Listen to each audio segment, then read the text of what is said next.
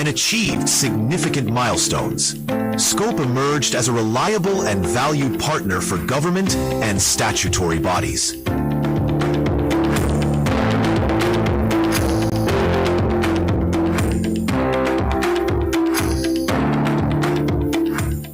International representation. Taking its vision beyond borders, Scope strengthened global ties, fostering partnerships and collaborative solutions. Scope has reinvigorated representation of Indian PSEs on international forums like OECD, IOE, ILO. As member of Council of Indian Employers, it is building the recognition of PSEs across the globe.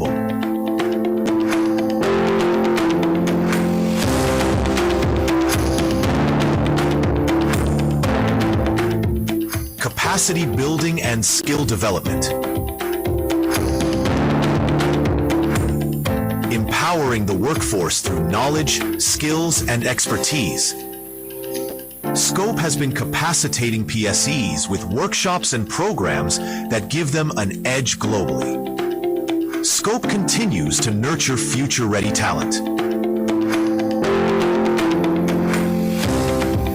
Programs and workshops. Innovative programs and workshops enhanced professional excellence, fostering leadership and growth.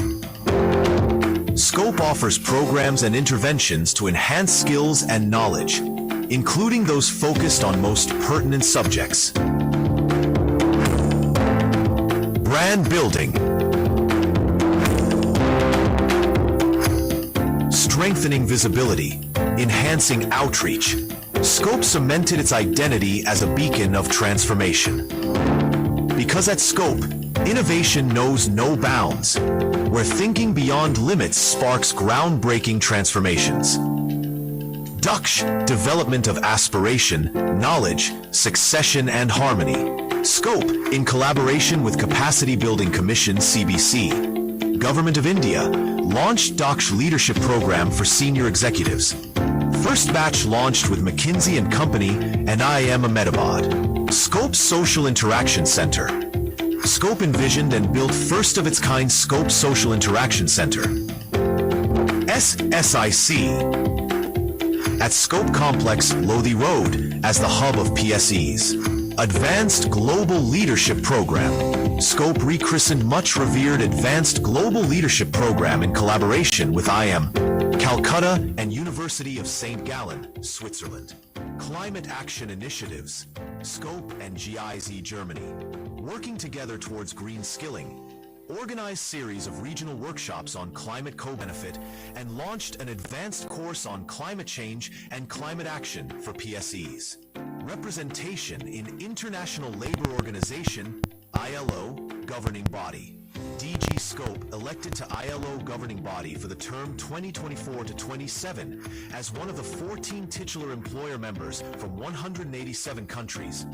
Also part of Committee of Freedom of Association, CFA, commits to Global Coalition for Social Justice, collective efforts to ensure social justice and achievement of sustainable development goals. Scope as employer representative in Working Party on the new social contract for inputs to UN Social Summit. Scope Eminence Awards. Scope institutionalized Scope Eminence Awards after subsuming all its earlier awards into Scope Eminence Awards, felicitated by Shri Jagdeep Dankar, Honorable Vice President of India in 2024. Memorandum of Understanding MOUs. Scope entered into MOU partnerships with ministries and prestigious organizations, including GIZ, HSCC, ICMAI, and ICSI, for the benefit of PSEs. Building on this strong foundation, Scope stands at the forefront of transformation, fostering innovation, and shaping a better future for all. As India took its stride as an independent nation, public sector enterprises, PSEs, committed to play a path-breaking role, overcoming disparities for self-reliance in production and services, fostering a better tomorrow with the country's unexplored resources. Undeterred CPSEs have grown from 5 to 475 CPSEs in nearly 7 decades, adding to the country's wealth. CPSEs continue to display a stellar performance with their presence in all strategic sectors. PSEs have changed the landscape of the country's economy, placing India on the global industrial map.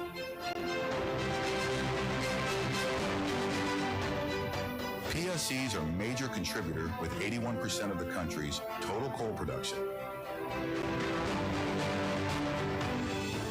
While the country is the second largest producer of crude steel, PSEs play a significant role.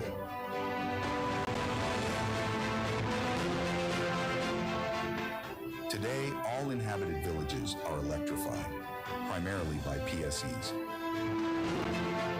strengthening the country's oil and gas sector by contributing 66% in petroleum, 61% in natural gas. PSEs continue equipping the nation with state-of-the-art technology and series of R&D breakthroughs, creating direct and indirect employment avenues, developing skilled and industry-ready talent. PSEs transforming lives every day. As nation builders, they continue infrastructure, development, balanced regional development, and price stabilization. As beacons of hope during the COVID pandemic, supporting the nation in every crisis, moving the wheels of the economy. As wealth creators of the nation, PSEs continue to be nation builders.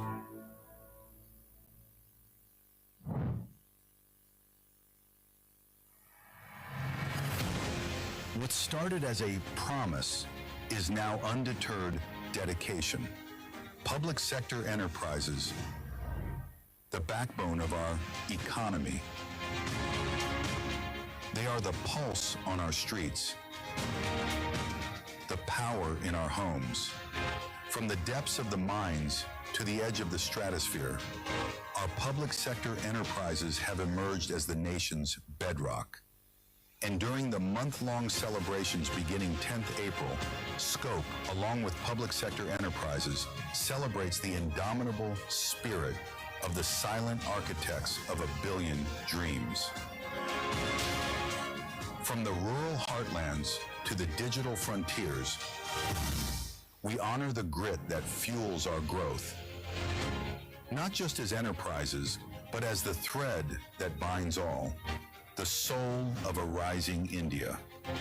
Here's to the public sector, powering the rise of each Indian towards a Viksit Bharat.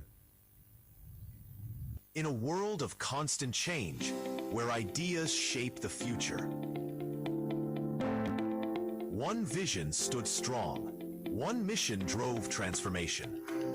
Through challenges and opportunities, Scope redefined possibilities, empowering minds, inspiring change, and shaping the future.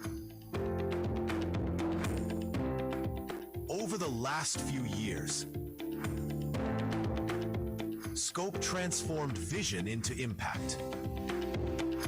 Strategic collaboration and commitment to empower PSEs and our various stakeholders. Policy advocacy, driving meaningful change. By leading policy advocacy, Scope influenced meaningful transformations, ensuring progress and growth for all stakeholders.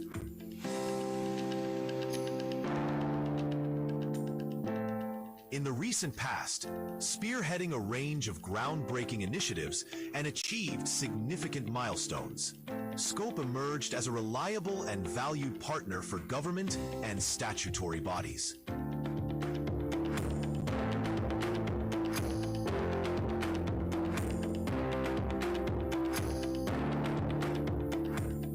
International representation. Taking its vision beyond borders, Scope strengthened global ties, fostering partnerships and collaborative solutions. Scope has reinvigorated representation of Indian PSEs on international forums like OECD, IOE, ILO. As member of Council of Indian Employers, it is building the recognition of PSEs across the globe.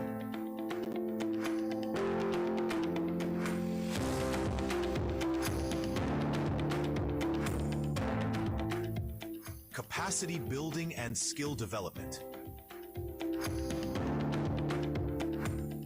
Empowering the workforce through knowledge, skills, and expertise. Scope has been capacitating PSEs with workshops and programs that give them an edge globally. Scope continues to nurture future-ready talent. Programs and workshops. Innovative programs and workshops enhanced professional excellence, fostering leadership and growth. Scope offers programs and interventions to enhance skills and knowledge, including those focused on most pertinent subjects. Brand building. Strengthening visibility, enhancing outreach. Scope cemented its identity as a beacon of transformation. Because at Scope, innovation knows no bounds, where thinking beyond limits sparks groundbreaking transformations. Daksh, development of aspiration, knowledge, succession, and harmony. Scope, in collaboration with Capacity Building Commission CBC, Government of India, launched Daksh Leadership Program for senior executives. First batch launched with McKinsey & Company and IIM Ahmedabad. Scope Social Interaction Center. Scope envisioned and built first-of-its-kind Scope Social Interaction Center. SSIC. At Scope Complex, Lothian Road, as the hub of PSEs. Advanced Global Leadership Program. Scope rechristened much revered Advanced Global Leadership Program in collaboration with IIM, Calcutta, and University of St. Gallen, Switzerland. Climate Action Initiatives, Scope and GIZ Germany, working together towards green skilling, organized series of regional workshops on climate co-benefit, and launched an advanced course on climate change and climate action for PSEs. Good evening, everyone. Representation in international labor organizations. A very good evening to all of you. The chief guest has arrived, so I request all the participants who are outside the auditorium to please assemble back in the auditorium. The chief guest has already arrived and he'll be arriving in the auditorium any minute. I request the Scope volunteers to ensure that all the guests outside are inside the auditorium. Please guide them. Thank you.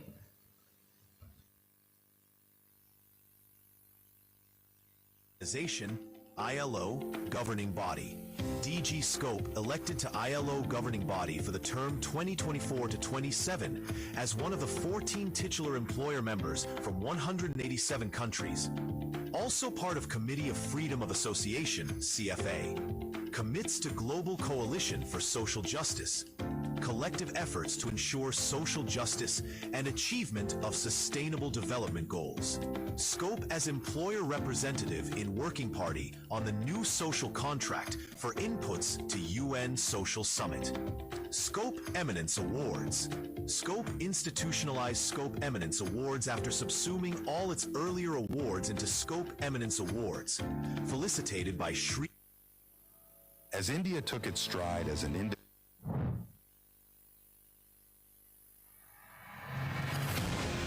what started as a promise is now undeterred dedication. Public sector enterprises, the backbone of our economy. They are the pulse on our streets, the power in our homes. From the depths of the mines to the edge of the stratosphere, our public sector enterprises have emerged as the nation's bedrock. And during the month-long celebrations beginning 10th April, Scope, along with public sector enterprises, celebrates the indomitable spirit of the silent architects of a billion dreams. From the rural heartlands to the digital frontiers, we honor the grit that fuels our growth, not just as enterprises, but as the thread that binds all, the soul of a rising India. Here's to the public sector, powering the rise of each Indian towards a Viksit Bharat. In a world of constant change, where ideas shape the future, one vision stood strong. One mission drove transformation. Through challenges and opportunities, Scope redefined possibilities, empowering minds, inspiring change, and shaping the future. Over the last few years, Scope transformed vision into impact. Strategic collaboration and commitment to empower PSEs and our various stakeholders. Policy advocacy, driving meaningful change. By leading policy advocacy, Scope influenced meaningful transformations, ensuring progress and growth for all stakeholders.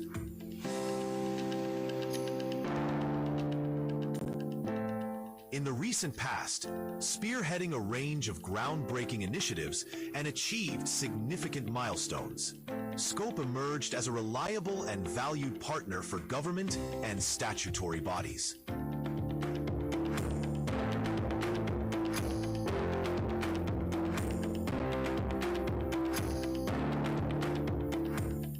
International representation. Taking its vision beyond borders, Scope strengthened global ties, fostering partnerships and collaborative solutions. Scope has reinvigorated representation of Indian PSEs on international forums like OECD, IOE, ILO.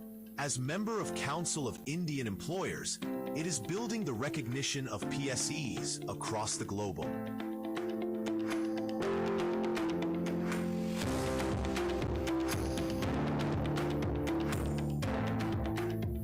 Capacity building and skill development. Empowering the workforce through knowledge, skills, and expertise. Scope has been capacitating PSEs with workshops and programs that give them an edge globally. Scope continues to nurture future-ready talent. Programs and workshops. Innovative programs and workshops enhanced professional excellence, fostering leadership and growth. Scope offers programs and interventions to enhance skills and knowledge, including those focused on most pertinent subjects. Brand building. Strengthening visibility, enhancing outreach. Scope cemented its identity as a beacon of transformation. Because at Scope, innovation knows no bounds, where thinking beyond limits sparks groundbreaking transformations. Daksh, development of aspiration, knowledge, succession, and harmony. Scope, in collaboration with Capacity Building Commission CBC, Government of India, launched Daksh Leadership Program for senior executives. First batch launched with McKinsey & Company and IIM Ahmedabad. Scope Social Interaction Center. Scope envisioned and built first-of-its-kind Scope Social Interaction Center. SSIC. At Scope Complex Lothian Road as the hub of PSEs. Advanced Global Leadership Program. Scope rechristened much revered Advanced Global Leadership Program in collaboration with IIM, Calcutta, and University of St. Gallen, Switzerland. Climate Action Initiatives. Scope and GIZ Germany.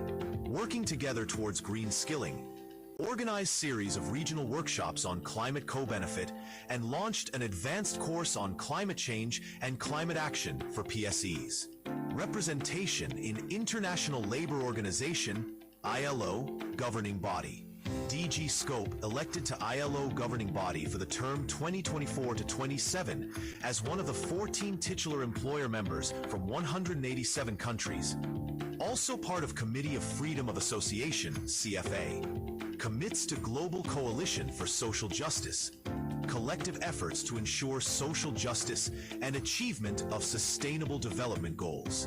Scope as employer representative in Working Party on the new social contract for inputs to UN Social Summit. Scope Eminence Awards. Scope institutionalized Scope Eminence Awards after subsuming all its earlier awards into Scope Eminence Awards, felicitated by Shri Jagdeep Dankar, Honorable Vice President of India in 2024. Memorandum of Understanding MOUs. Scope entered into MOU partnerships with ministries and prestigious organizations, including GIZ, HSCC, ICMAI, and ICSI, for the benefit of PSEs. Building on this strong foundation, Scope stands at the forefront of transformation, fostering innovation, and shaping a better future for all. As India took its stride as an independent nation, public sector enterprises, PSEs, committed to play a path-breaking role, overcoming disparities for self-reliance in production and services, fostering a better tomorrow with the country's unexplored resources. Undeterred CPSEs have grown from 5 to 475 CPSEs in nearly 7 decades, adding to the country's wealth. CPSEs continue to display a stellar performance with their presence in all strategic sectors. PSEs have changed the landscape of the country's economy, placing India on the global industrial map.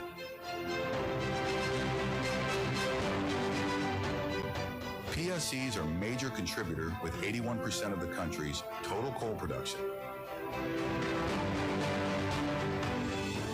While the country is the second largest producer of crude steel, PSEs play a significant role.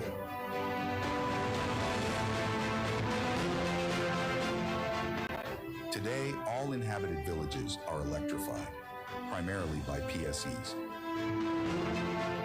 Strengthening the country's oil and gas sector by contributing 66% in petroleum, 61% in natural gas. PSEs continue equipping the nation with state-of-the-art technology and series of R&D breakthroughs, creating direct and indirect employment avenues, developing skilled and industry-ready talent. PSEs transforming lives every day. As nation builders, they continue. Infrastructure, development, balanced regional development, and price stabilization. As beacons of hope during the COVID pandemic, supporting the nation in every crisis, moving the wheels of the economy. As wealth creators of the nation, PSEs continue to be nation builders.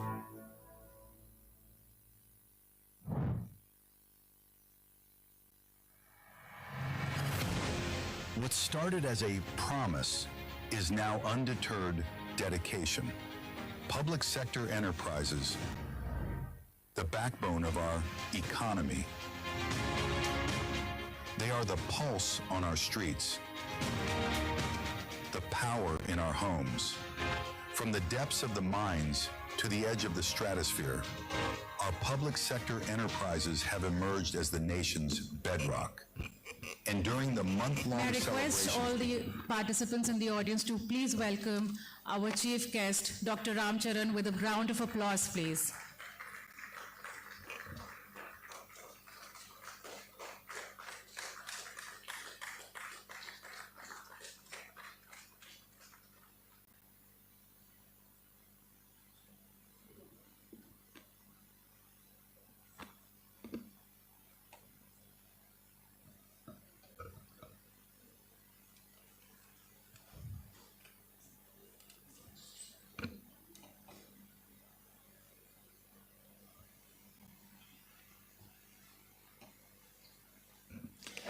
May I request Chairman Scope to please join the guests on the dais.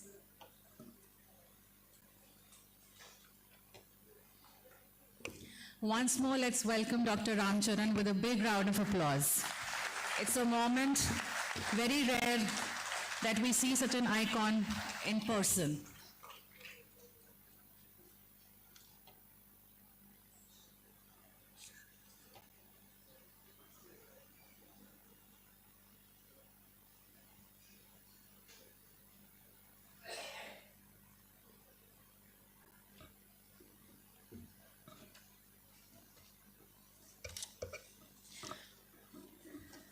A very, very warm good evening to everyone present here.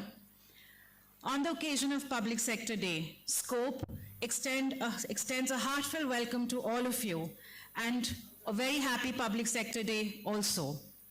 Today is a special occasion as we receive the guidance on leadership during uncertain times by the management guru, author, motivational speaker, business guide, mentor, well, the list can be endless.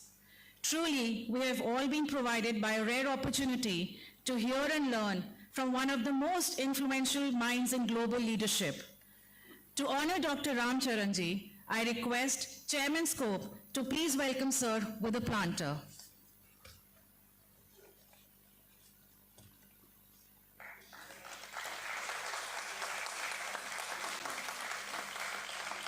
I also request DG Scope to please welcome Sir with a token of our gratitude.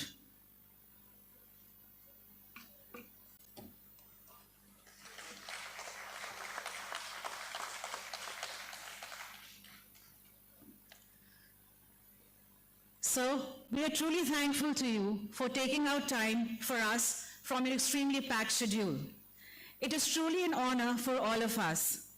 We have also been joined by eminent dignitaries from Public Enterprises Selection Board, who are the selectors of the leaders in the public sector, senior bureaucrats from ministries and government departments of India, CMDs and directors from public sector, and senior officers from ministries and government departments, public sector, Scope Associates, and industry chambers. Given the overwhelming response to the session and to ensure that today's guidance reaches all across the world, the lecture today is being telecasted live on all social media handles of Scope. Such an august gathering to be guided by Dr. Ram Charan. Now I request Shri Atul Sopti, Director General Scope and Member Governing Body ILO, to kindly say a few words. Welcome Dr. Ram Charan. Over to you, sir.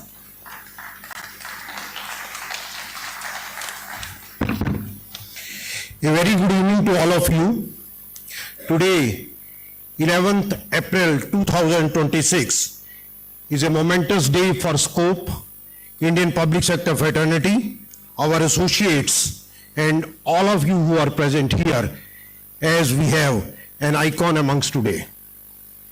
Somebody, most of us, probably have seen only on electronic media or heard over podcasts. But today, we see him, we listen to him in person. The feeling, the greatness, the aura of the world-renowned dignitary cannot be spoken in words alone. It's indeed a great honor for me, sir, to extend a warm welcome to Dr. Ram Charan, a management guru, an acclaimed author, a global advisor, a professor, a mentor, a guide. Well, I'm sure we can keep adding to the list.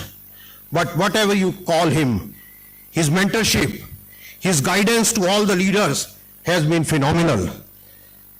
At some point or other, we have read his books, listened to him, and his motivation to take our roles forward.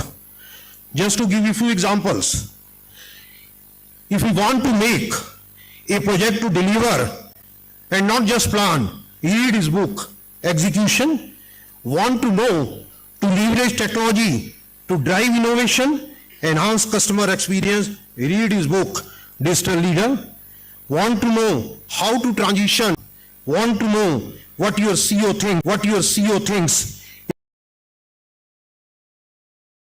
The list goes on and on.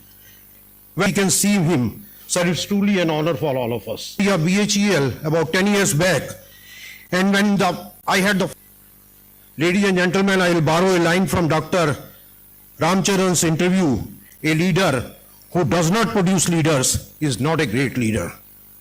Sir, Scope resonant with this, and hence, and as an apex body of the public sector enterprises, we strive to create impactful, future-fluent leaders, and have curated a number of leadership programs, and today we are being guided by extraordinary leader, thinker and mentor Dr. Ramcharan. We are privileged to have an institution among ourselves who has shaped thinking of some of the most influential organizations and leaders across the world by simplifying the complexity. Well, now the moment has come for which all of us have been eagerly waiting for, to be guided by Dr. Ramcharan. With this, we cordially invite Dr. Ramcharan to take over the platform and simplify the leadership for us. Thank you, and over to you, sir.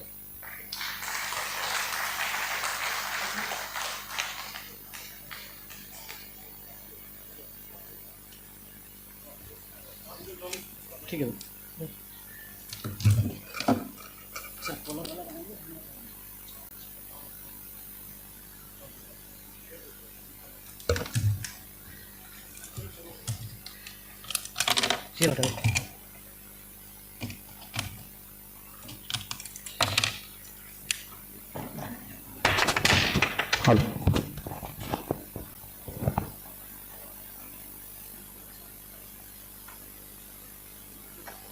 Thank you.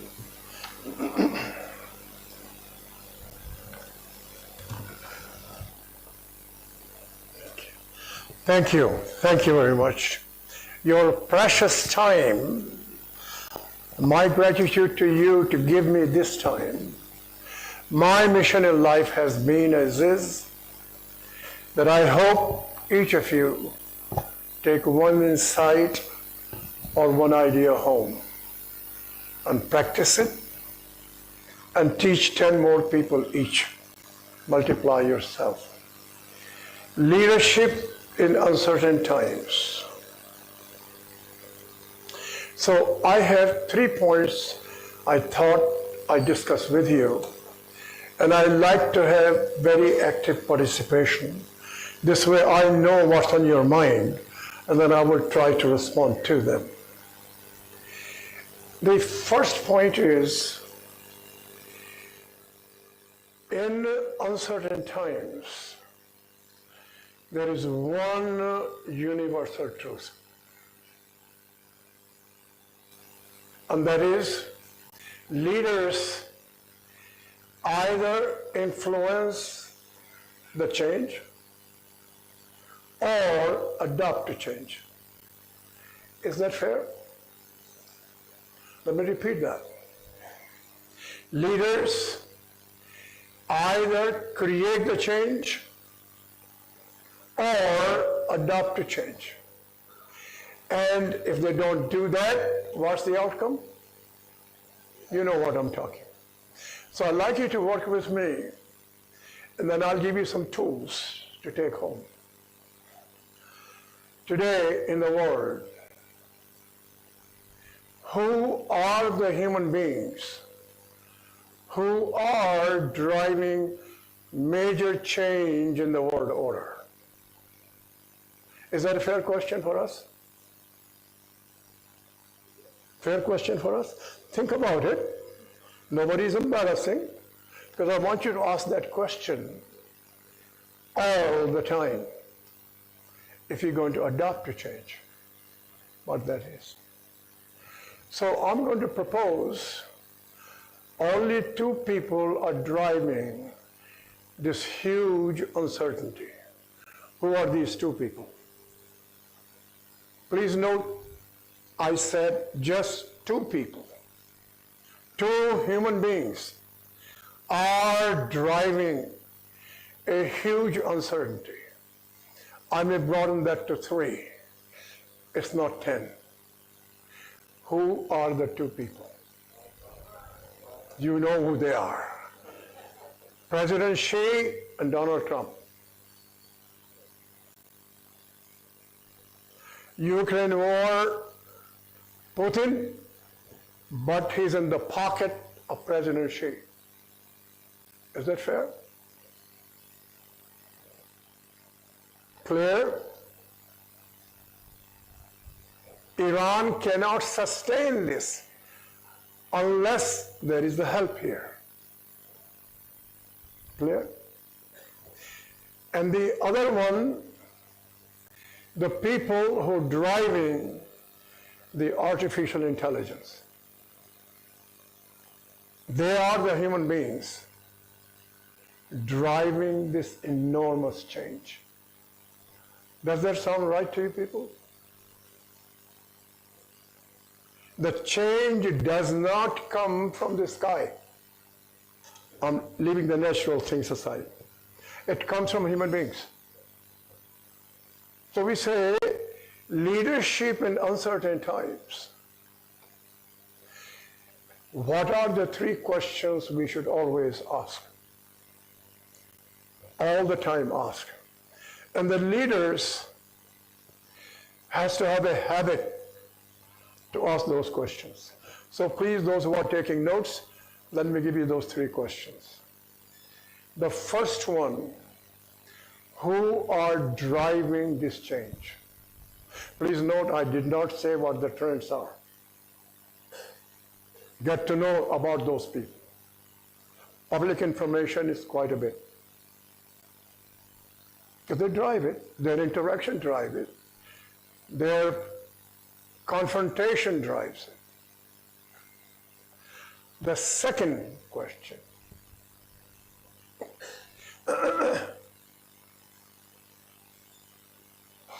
why are they driving that change?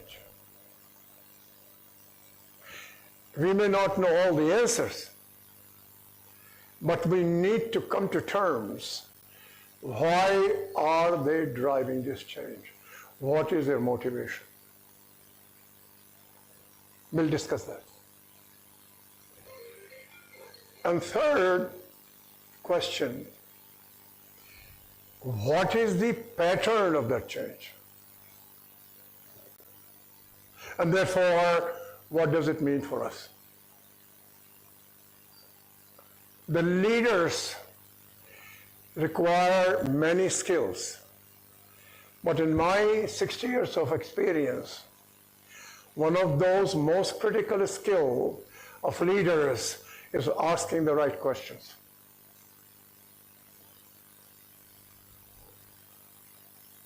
These are the three questions. Does that make sense? Leaders use other people to help. They can get experts, but they ask the questions. So I'm going to take you through the first from President Xi. I have gone 50 companies in China. I've been the board of a Chinese company. I still work with the Chinese companies. They meet me in Tokyo and Singapore. President Xi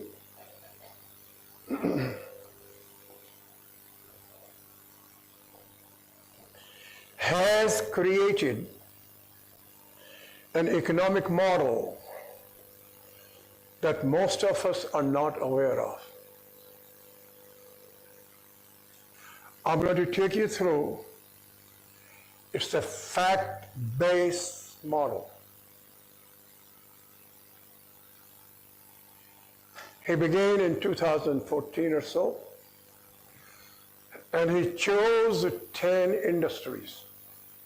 I have a list, it's publicly available. And he mandated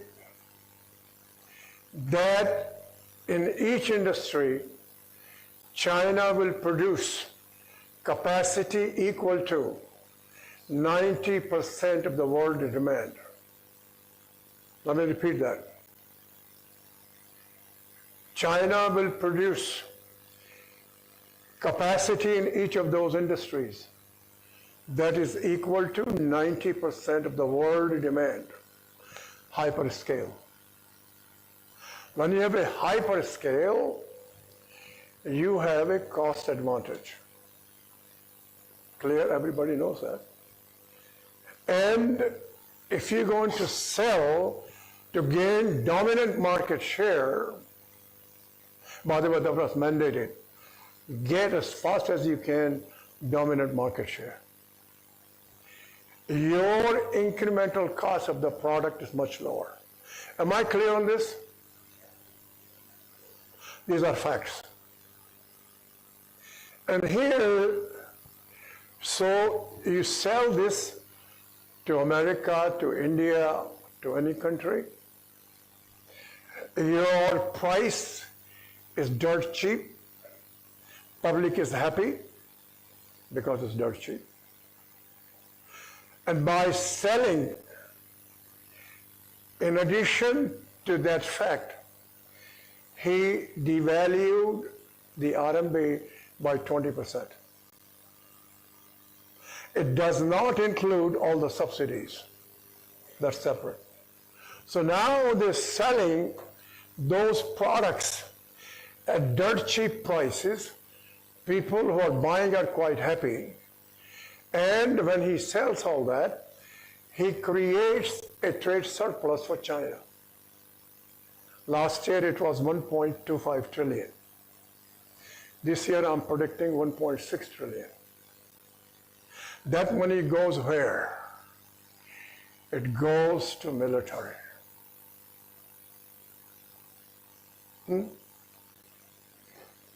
It goes to buy technology. It goes to buy companies. So he has accumulated, fact-based, 7.4 trillion in hard currencies.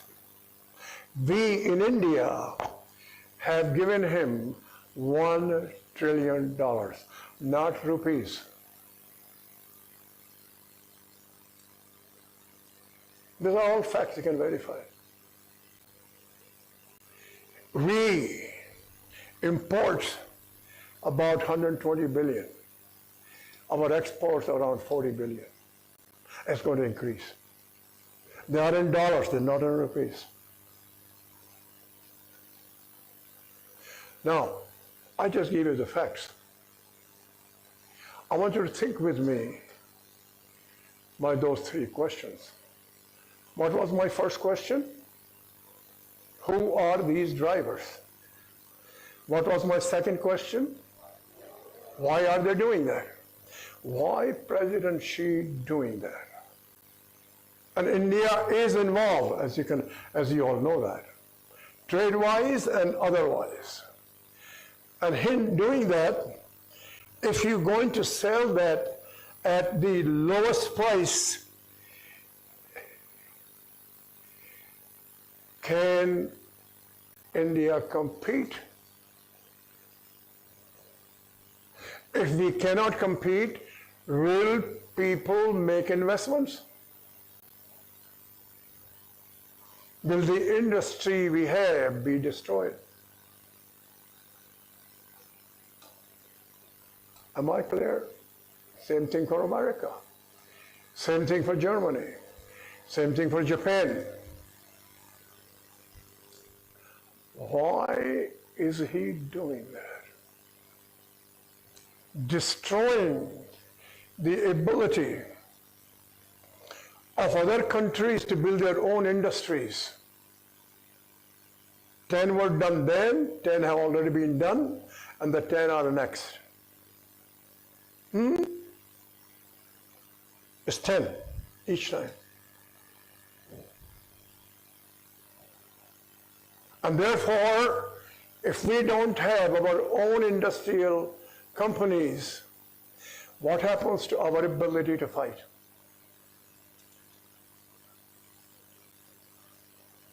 October last year, President Xi played the card. It happened to India as well. He stopped supplying magnets.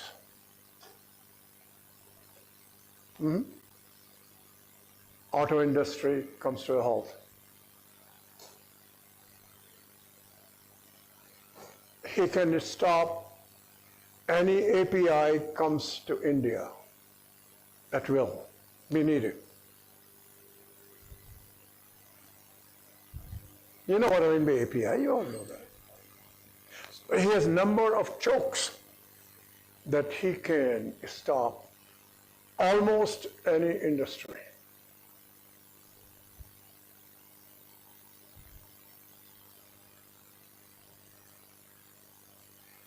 That means here is a driver of an external change with an intent to control the industrial capacity of the world. And he can stop any industry within 1 week notice. That's where we are.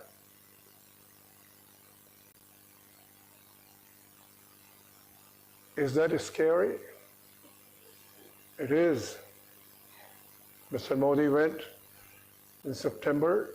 I have no idea what they discussed. Mr. Modi agreed.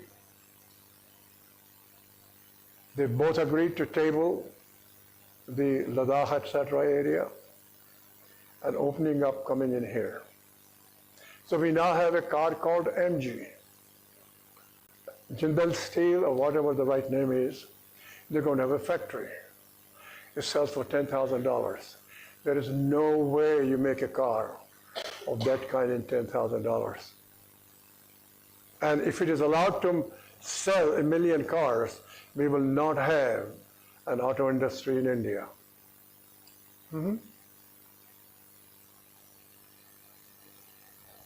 Think about that one.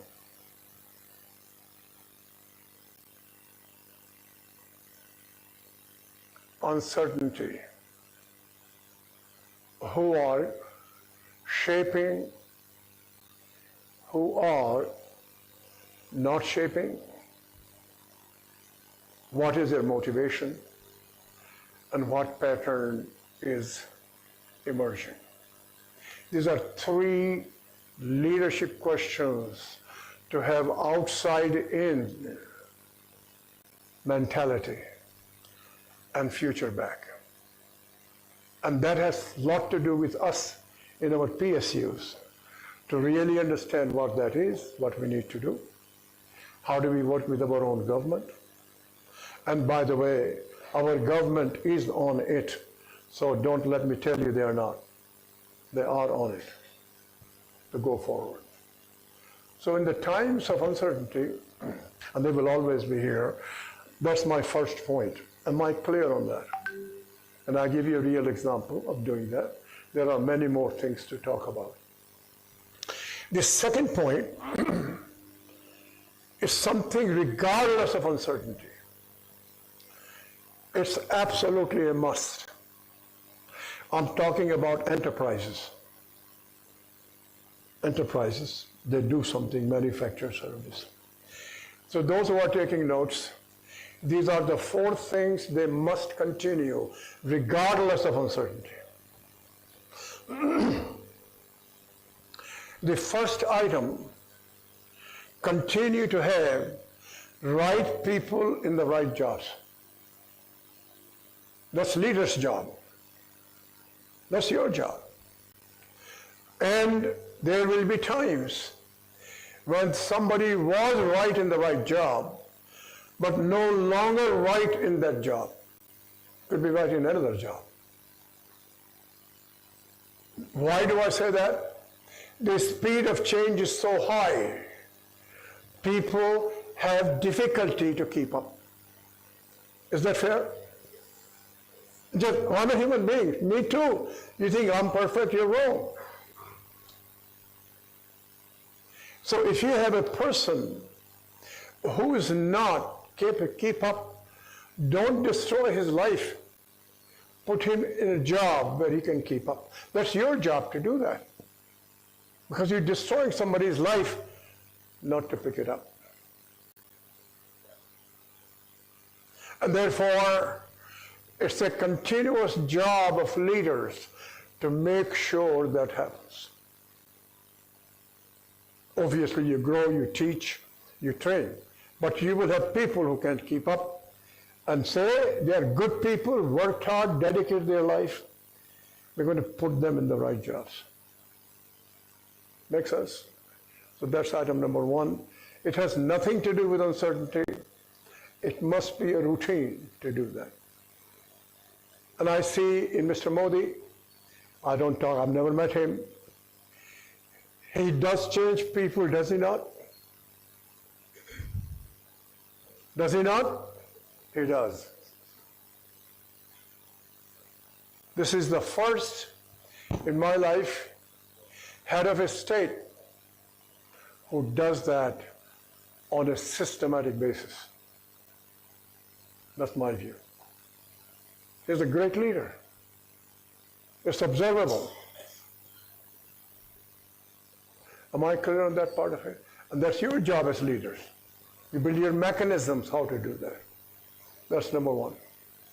Number two, regardless of uncertainty, you have to have the organization structure that is flexible. Because you got to adapt. So I'm going to shock you this, because your reaction will be, I'm out of my mind.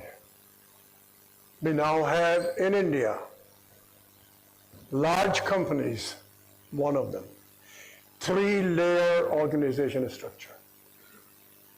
Just take it for granted, we have that today. They're multi-billion-dollar companies. People say, how, I said, no. Do a go benchmark, you have access to every company. 3 layers, done. Why 3 layers? Speed and adjusting it. It's not old structure, cut layers.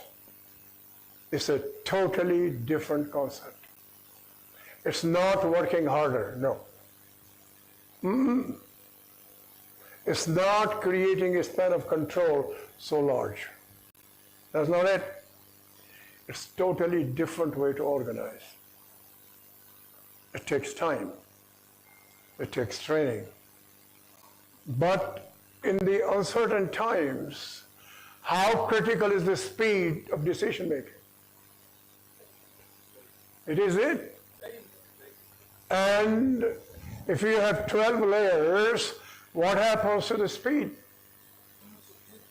So we learn what is this structure, how it functions. By the way, I'm not firing anybody in that structure. No. Only reason I fire is the ethics, which everybody knows you got to do it. So it's not one of those cost reductions. No. You may have other reasons for cost reduction, not this. Do that. A hint, the decision making is being taken to the lowest level.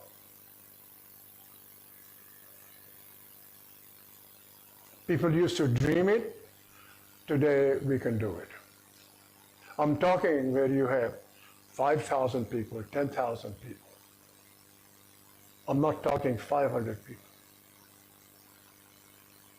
Leadership in uncertain times, right people in the right jobs. We got that? And that's your job, can I say that? Number two, did I say organization structure? It has to meet the speed. It has to meet the flexibility. Clear? So we learn who is doing it. You have access to every company you can go to. Number three, so this organization structure's motivation is the speed and flexibility. That's the reason for it. Number three, excuse me, can I take some water here?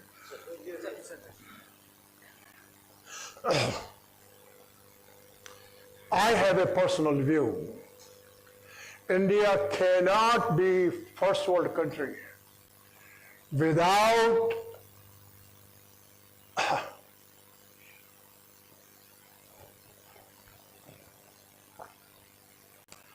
the mandatory focus on quality. Quality has to be the habit. Quality is one that's going to win us in the world markets. Regardless of uncertainty, each company must have trust of quality. Does that make sense?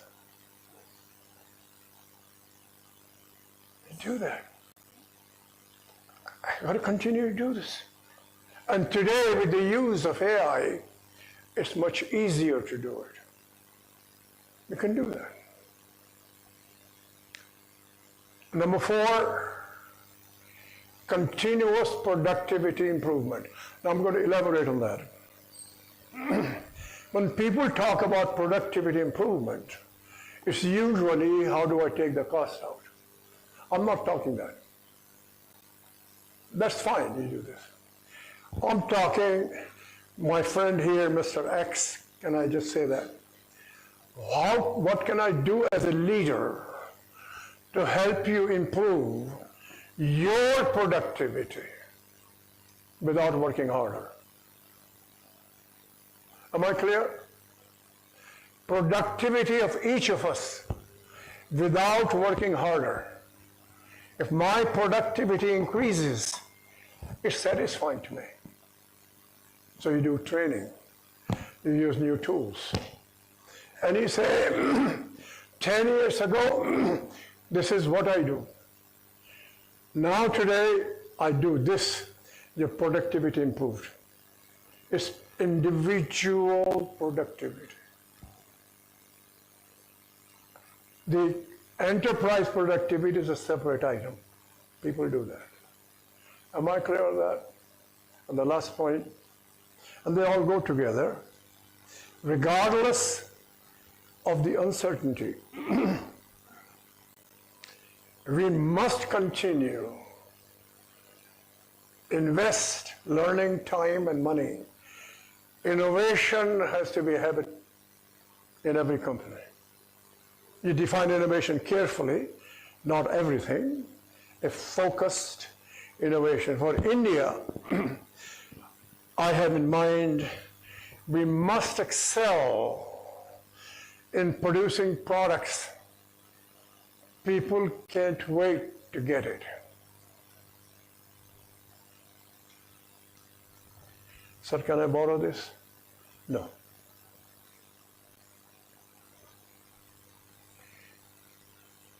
He produced this. People could not wait to get it. Nokia, anybody remember Nokia? Number 1?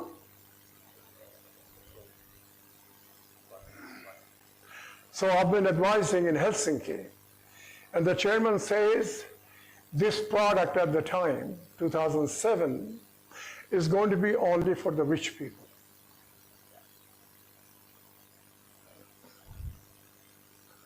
I see no reason we cannot produce products. People can't wait to get it. Aap lijiye. That's us. I mean, you think about it, you know it. How many Indians in America running those companies? They were born here. They were trained here. Many of them did not go to IIMs. No, they didn't. Right? We have them here. So I give the analogy. It's not a great analogy. When we opened what you call IPL, did you see how the talent came out? Isn't it? How the talent rose? Open it up. Because to win in the first world, we have to have products. People say, I can't wait to get it. Can we do that? We can. We can. And by the way, our diaspora is ready to help us. They're all Indians and they're all dedicated. They will do that. They can do that. These four things are essentials, and they help you win, because as a leader, it's not enough to what is to be done. It is imperative it gets done. It gets done is the four items I suggested to you. And that's how you win in leadership in uncertainty. One more is something I've been gradually focusing on it. 2013, what was the currency parity? 59 rupees to the dollar. I believe, that's me, a gratitude to Prime Minister Manmohan Singh. He did a magical thing in the early 2000s. We were what I call in the IMF jail. He bailed us out. It was terrible. So it's an incredible job. Nigeria today is an IBM jail, what they did 2 years ago. So be okay. And what's the parity now? Say 90. So now everybody is planning, speculating. It's going to be above 90, this number, that number, that number. We're planning to put a big investment, borrow money, hedge it, and they say, well, 3% per annum, 4% per annum currency decline is a given. Is that correct? Investors, they calculate that. I served on the board of Renew Power, 10 years, borrow money in dollars, hedge fund, hedging, real cost 12.5%.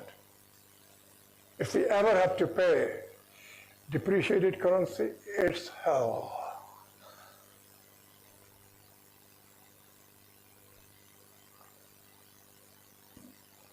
What should be the leadership concern? Should we say it's God's will, currency will continue to decline? That is the mindset. Investors, promoters, CFOs, we tread water. If we were able, this is strictly hypothesis, to stop the currency devaluation at 59, what do you think India will be?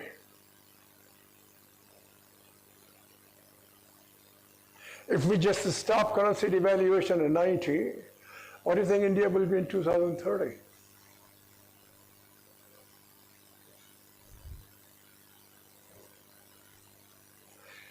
So this is a challenge we have to take. We have to work with the government to show how it can be done. If you set a goal, we find a way to do it. I've never heard this goal being set. There have been goals of GDP. GDP is a number. It is a statistical number. Quality of GDP matters. A devalued currency, quality of GDP is lower. Clear?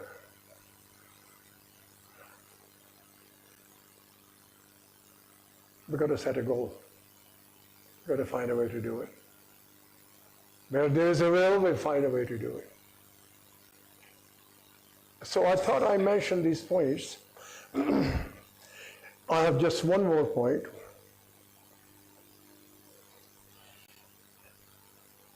As a leader, how much time and energy and dedication to decide where to play, what's the strategy, what's the resource allocation.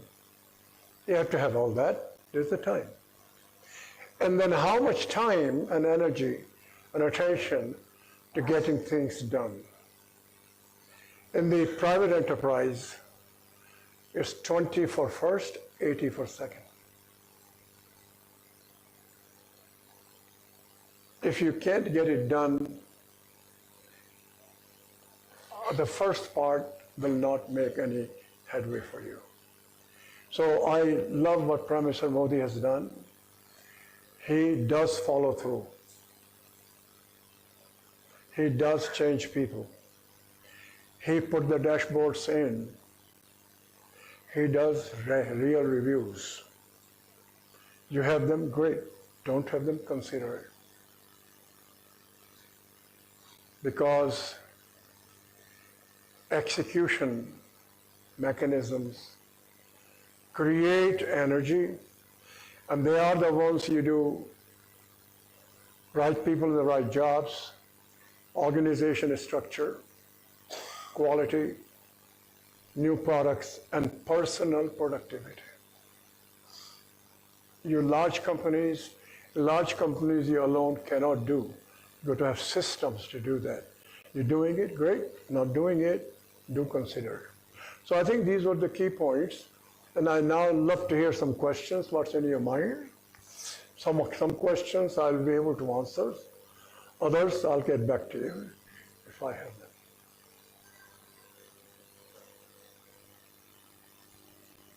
Thank you so much, sir. And time has just flown by, and we would love to keep hearing you. But yeah, questions? So would wish to interact. Yeah. Can we have a mic with you, ma'am, please? Yeah, I may ask you to repeat the question. Somebody will help me here because I have a hearing problem. Yeah, ma'am, please go ahead. हाँ बताइए. Can I go ahead? Yeah, yeah. Yes, ma'am. आप आ जाओ इधर आ जाओ. Please come. आइए. Good evening, sir. So I have a question. I'm Usha Singh. I'm a Director HR in one of the mining PSUs in the country. So my question which comes to me in my mind is that we have seen the transition. When the calculator came, we lost our mathematical ability. And similarly, when Google Map came, or the cell came, we lost the numbers, we don't remember, and so on and so forth. So we are at the crossroads when we are thinking, the ability of deep diving analysis, the thing what we did, our generation did, that somehow it seems that the new generation is outsourcing to AI. And while I, as a leader, I think that I have to learn those AI tools. I think the reverse also is something which I think is being lost. And so as a leader, I think what is your take, how we need to bring out the best of the two worlds? It's a brilliant question. Let me ask you a question. I'm going to answer that question. How many of you use a ChatGPT daily? Very good. Are you using it to create value or remove daily work?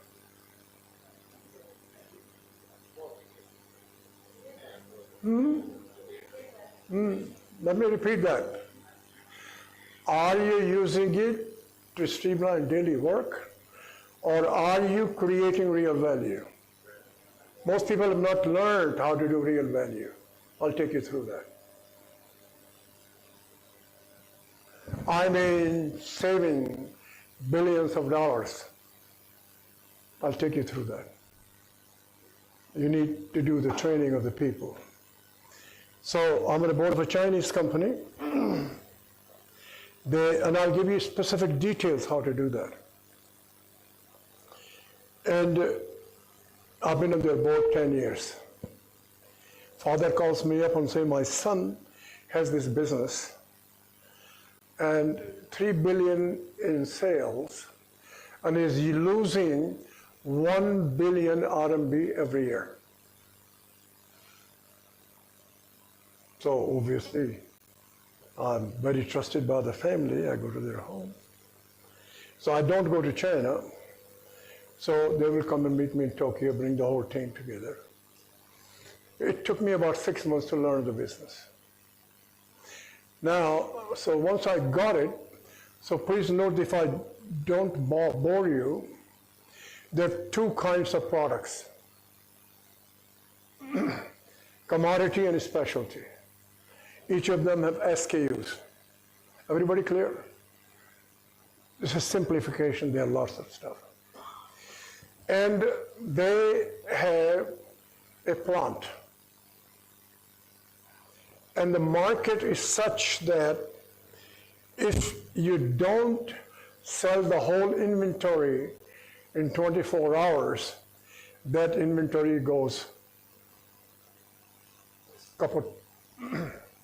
So the question is, please, this I really want everybody to see that. What should be the combination of production of the SKUs and at what price and what capacity? Did I come out clearly, everybody? Let me repeat. I have one plant. It has SKUs. Everybody know what I mean by SKUs. Commodity and specialty. Each of them have SKUs. So we need to determine daily what's the price, how much to produce of each of these, and determine that mix and go to the market daily. It's a daily business. Am I clear? So here are the 6 variables. The total capacity of the plant. Everybody got it? 2, fixed expense of the day. Clear?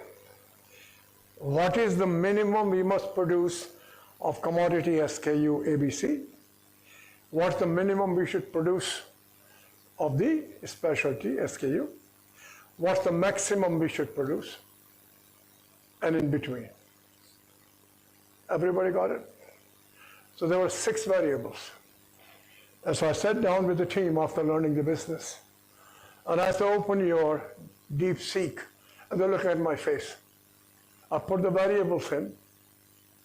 And I said, let's change prices, let's change mix. It took 25 iterations to change the decisions. It's now making 750 million profit. That's what I mean, financial outcomes. Practice it. Teach people how to do that. I had one Indian company this week, promoter driven, taking them through. They buy 50,000 crores of outside material. Have the whole team, total. I said, here it is. 5,000 crore saving is no-brainer. Take them through how you do that. I'm not getting McKinsey in, Deloitte in. They're going to do it. They understood now how to do that. To your question, train your people how to do it. Create a training program. I did not say development program, training program. Because I'm not inventing the wheel. It's here. I'm not putting agentic AI, I'm just using common. You know what I mean? The ChatGPT, Perplexity, Gemini, whatever. I don't need anything else. And by the way, I have a belief each of you should learn it first. So you will have credibility how to do that.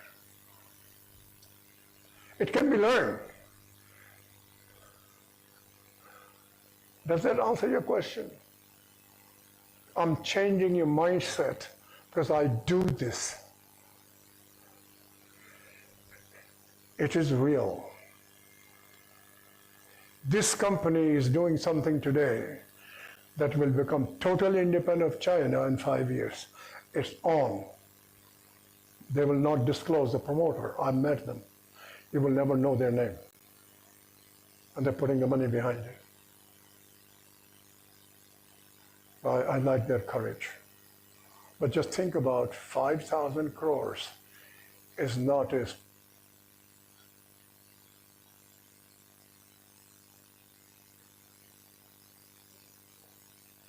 बताइए ना आप आ जाओ इधर please आप यहाँ आइए because I could understand your question so you can help me understand the question.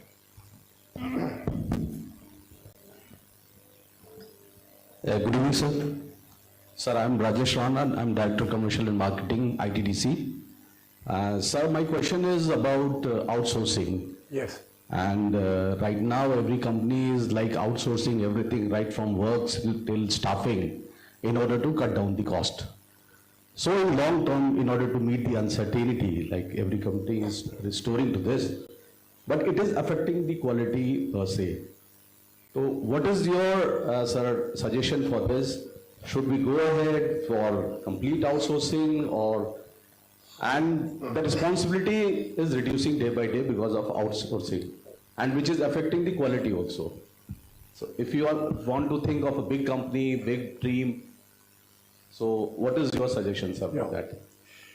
By decor, one size does not fit all. I've got to know the business. That's first. Second, the mindset is not outsourcing, but partnership. Third, you got to say, once you outsource, what are you contributing? Not the old way of outsourcing. Because if you do, it's not going to help you. So I have one right now. And here, I think I can give you some more specifics. The promoters have decided we can provide technology, we can provide capital, we can bring new techniques. We obviously have the SLAs, you know what I mean there. But they have made one more condition. The people at the bottom have to be respected, have to have a dignity, and that they will make the decisions. This will be measured.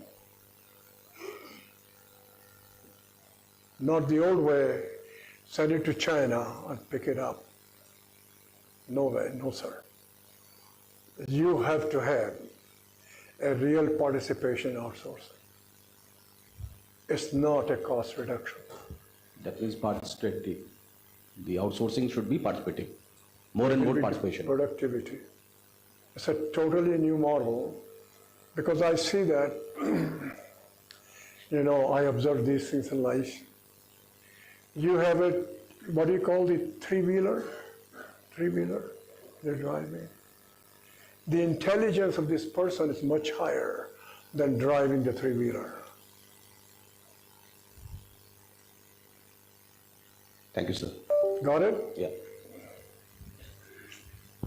Should I come there? Okay. आप आइए ना. I'm Adesh Jain. I'm chairman of International Institute of Projects and Management. You know, today we live in the age of infinite opportunities. With AI coming up, technological changes coming up, infinite data storage, infinite computational power. At the same time, the leadership today is totally not familiar with the technological onslaughts, new technological things. I mean, they will be very hesitant to learn AI. In fact, I'm taking classes now. We have tied up with the Europeans to start a partnership, AI-driven project management, only from 1st April. So my first condition from them was that you should be trained first. Yes. And they will train me first, individually, one-to-one. Yes. And these guys are number one in the world. Yes. So therefore, the challenge which I like to know from you, how do you look at, if I may put it bluntly, the obsolete mindset in today's technological age. I mean, it looks very bad word, but that is a fact of life. No. The past is not extinction, past is not future. So there is a discontinuity, it's not analogous, it's discontinuity. So what challenges do you have for the leadership to bring about change? Because as you know, in 1901, 100 companies, only one survived in 2001. That's GE. So I'd like to hear from you, what challenges should we have for the leadership? So it's a question for all of us. For all of us. Yes. Because it's obsolescence. Clear? So the first thing is the training. Now I have a view, before I give anybody any training, I like to know the attitude of the person.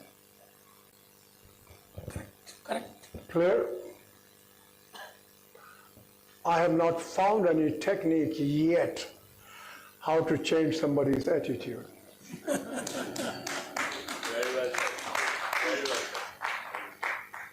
Deal with it. Now give me a positive one. I now have it, so I can say. Recruiting graduates, in this case engineers, obviously, 24, 25 years of age. We're designing the program that in less than 7 years they can become project manager. I'll give you a story in a minute. Because my Chinese people are all under the age of 28. They come as a graduate at the age of 18. So, you know Marriott hotels? 1980s, I'm sitting with Bill Marriott, and he has a director on the board sitting with him. So I'm just a kind of a interrupter sitting there listening. And it's HR guy sitting with him. So Bill asked the director, he says, whatever his name is, remember he's a director of the board, so this is a very important person. He says that I want to go international, and this is that many hotels and all that, but I can't find people. People means general manager of hotels. So the director, they are friends obviously by definition. He says, Bill, when a graduate comes on the front desk, how long does it take for him to become general manager of the hotel? He said 20 years. So director says, you will never have enough people to do this. And so he used the word they got to do in 7 years. It's a different way to develop people. It's a different way to develop people. Because this here is what differentiates every human being above here. It's here. So you develop programs, and you know, you go to various other services or sports. People in the sports look for high school students. How long does it take for them to go there until you open up the selection process? So we now have a program in one company that we will have that done in 7 years. And they will be general manager of the business before the age of 45. Can it be reduced further to 7 to 5, 3? Because changes like AI technology can first help you. do the 7-year plan. Then move forward. Yeah. And by the way, I'm using AI for 7 because I can't send the person without experience. Yeah. Project manager, you must experience. It's not just this, you got a feel for it. Yeah. Yes, It's very detailed work. You got to have an experience. Groundwork. Does that get to your question? Absolutely. आप जरा आजा पास आ जाओ. Good evening, everyone. I'm Upasana Dhanda. I'm an assistant professor at International Management Institute, and I teach a course on Agile HR. On Agile HR. Agile. Agile. Yes. HR. Yes. So, sir, when I teach my students about agility, and when we talk about agile organization structures, we end up giving examples of companies like Spotify that have completely gone agile. But when it comes to PSEs, what would be your mantra? How can they bring in agility or an agile organization structure? Well, the first thing is that you will notice this.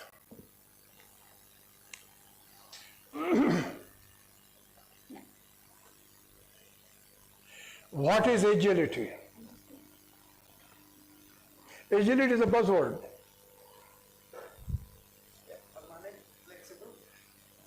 What is flexible? It's a buzzword. It's a code word. What is it? What are the details? It's the same buzzword.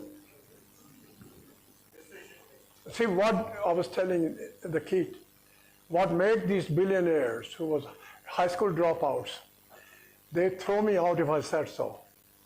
They go to extreme detail to define what it is. And people get used to it. Don't walk in front of him unless you define what that at the ground level. So here,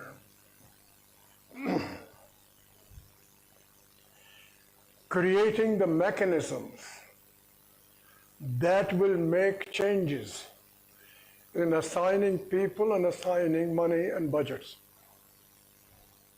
Clear? Will that be observable?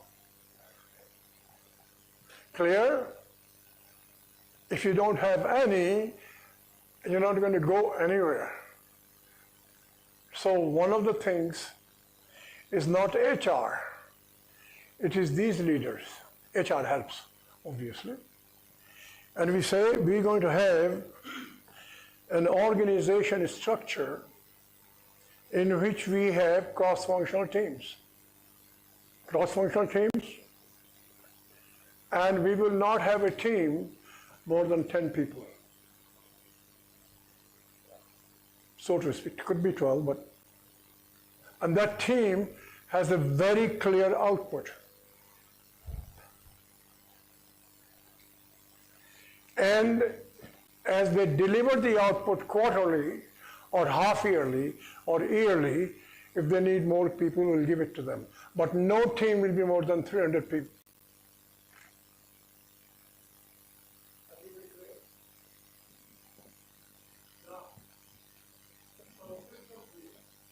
Sorry.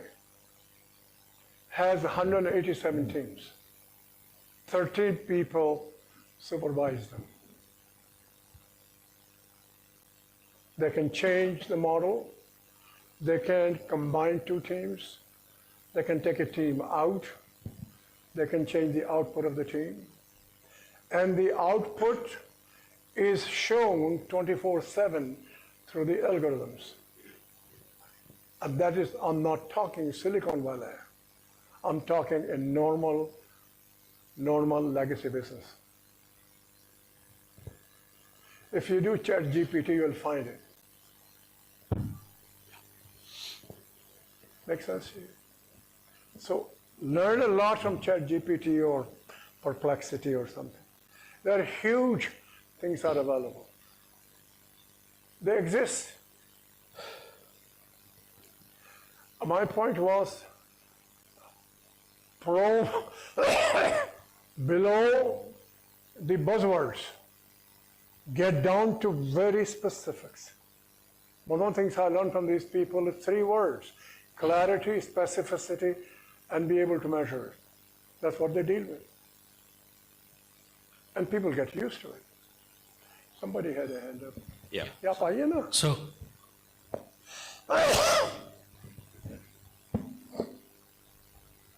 I had a question to ask you, sir, about the beginning of your lecture today. You started with China and Xi, and you said who is driving the change and what their motivations are. So my question to you would be, we heard about Xi, but what about Donald Trump? Why? No, he's the second one. I just didn't cover it. Yeah, so but that's why I'm asking that question. Why is he doing what he's doing? That's my first question. And the second question that I have for you is, since you look at India very closely and Prime Minister Modi and all of that, do you think in next 20 years or thereabouts, the vision that he has set for India being on a high table of the world between China and the US, is it realizable in a per capita parity income basis? And the constraints that we may as a country face in achieving that, if any? A great point. I'll take the first one because I didn't cover Trump. Yeah, sure. Trump is the one who raised the voice in 2015. American industry is being destroyed, being closed. America has solar panels first. They're gone in 7 years. And that got alarmed. Second, America had been incurring a trade deficit with China, close to $600 billion a year, hard currency. But the major culprit was not China, it's Japan. Japan is a major culprit. On the reserve, Japan has a higher reserves than China does. And they destroyed American auto industry. That's been corrected and all that. So Trump began that if it continues, we will have no industry, a lot of debt in the hands of China, which is true. That's why he began, that was his goal, to curb China's exports and so on and so on. We can always argue this technique, that technique, some other technique. But his technique was to bring people to the table to agree on reciprocal arrangements, currency, etc. That was his basic part of it. Now we can argue success, no success, all those things are what's debating, going after it. He's now sidetracked on the Iran war. And here argument can be made that Bibi from Israel is the one who is using the Churchillian approach. That's what's really happening, but people can debate that. That's the part there. And so I have a view, it's not going to end it soon. I will not plan my business that it is going to end soon. I will not do that. If it ends soon, that's fine. Second, I will plan my business on huge interruptions and inflation. And anybody who has a high debt and pawned their shares, they're going to be in deep trouble. Debt in dollars, they'll be in deep trouble. And there are people who have done that. They are. So that's the way. Now I come to you. I think just if you can ask the related question on that. Yes, no, I didn't talk about same question, continuation. Yeah, please do. Continuation. Yeah, that's please that's do. the reason Sure. I said. Sure. But I'll connect with that. I think one of the most important kind of takeaways for everyone here will be that we learned about the execution, operations, how to bring out this whole efficiency, what you're saying. But I think one of the leaders' job is always try to get connected and try to find and capture the early signals that what is going to come and how he has to plan for future. And I think what you are saying just now about this, what should be done. And if we just not go then too much back, but during Corona, many people were saying that it is kind of end, this will destroy the demand, many industries will go there and but what exactly happened was opposite. Okay. So how do you see that this war which is going on, if you can call it, how it is, yes, yeah. And it's destroying a lot of not only the kind of resources but also the logistics, which is much more important. So in the wake of this, and there are many people from energy sector present here, energy is being talked about widely, but its impact is huge on the other sectors. So how do you see that scenario, and if you can reflect that what should be this group can take away from that? Thank you. Now, if you see this, first, what Trump began with, energy. He wants to see everything about energy. And energy, I like to call the basic building block of every economy. There may be some others. That's why it is. Now, I need to watch what these actions are. There is no way I'm going to predict this. If I were to predict, I won't be here. I'll be doing trading. But as a businessman, and business people are doing it, I take a number of actions. The first part, if I use a high energy, Hindalco, I was on the board of Hindalco, is I must do everything I can to be business intelligence. In the American scene, I can tell you, India, I don't know. We have people who are hooked into the administration for intelligence and geopolitical networks. They got the intelligence.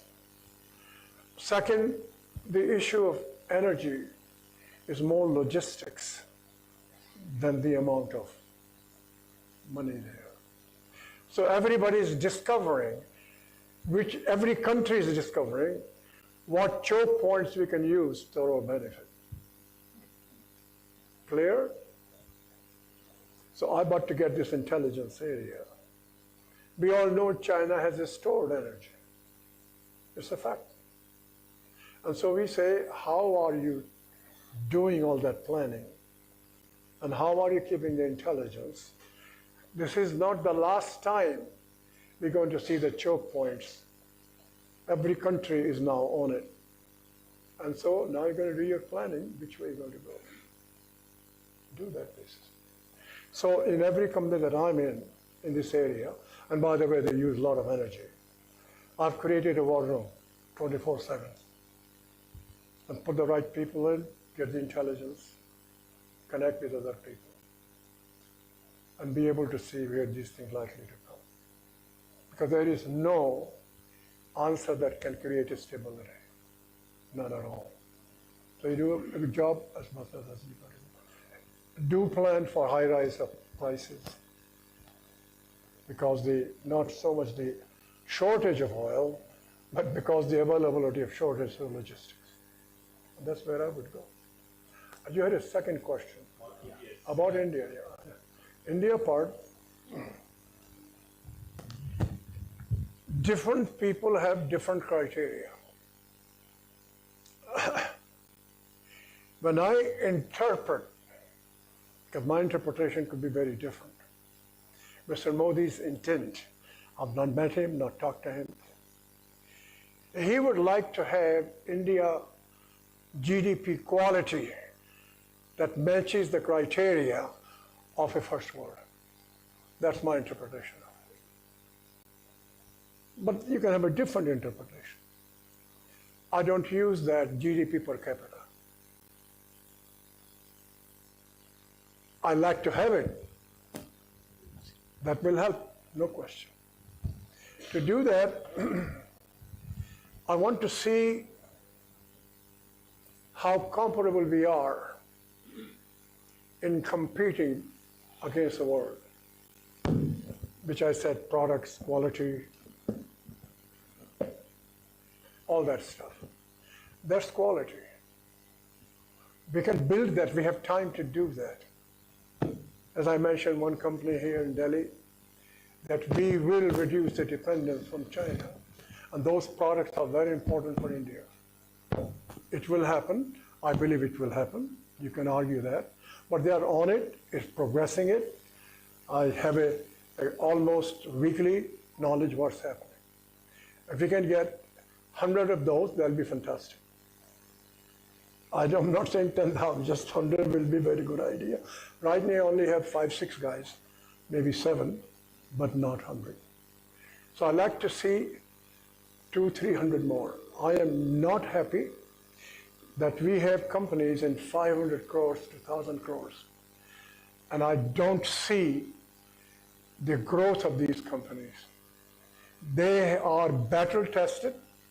They have land. How do I scale them up to 2,000 crores, 3,000 crores? China was built by mid-sized companies. We built that, but I don't see that. You know, one of the games I play openly, not insulting, with the CEOs, I say, name the minister for SMECs. Nobody is able to tell me the name. None. Just think about it. None. They'll tell me Piyush Goyal. I say, no, he's not it. Vaishnav, Mr. Vaishnav. No, I say, that's not him. Huh? I say, yeah. What will create employment? The large guys or mid-sized guys? You know what I'm talking about. It's gradually Mr. Modi paying attention to it. We need scaling up these 10,000 companies. An urgent appeal to do that. Does it get to your point? Some gentlemen, up, you know.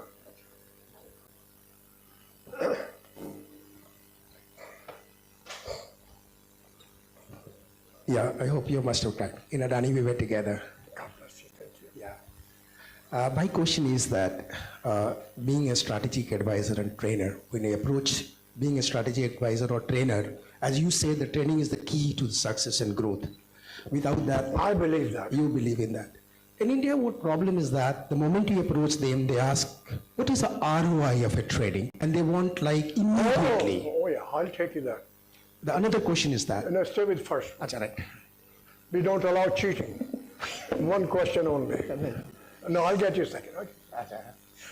That's another one very important. No, I'll do that. Sir. Yeah, I'm going to respond to the question. Let me respond to that. Okay. Yeah, it's a good question.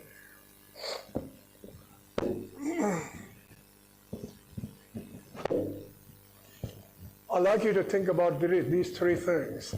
How many of us here from HR? Don't be offended.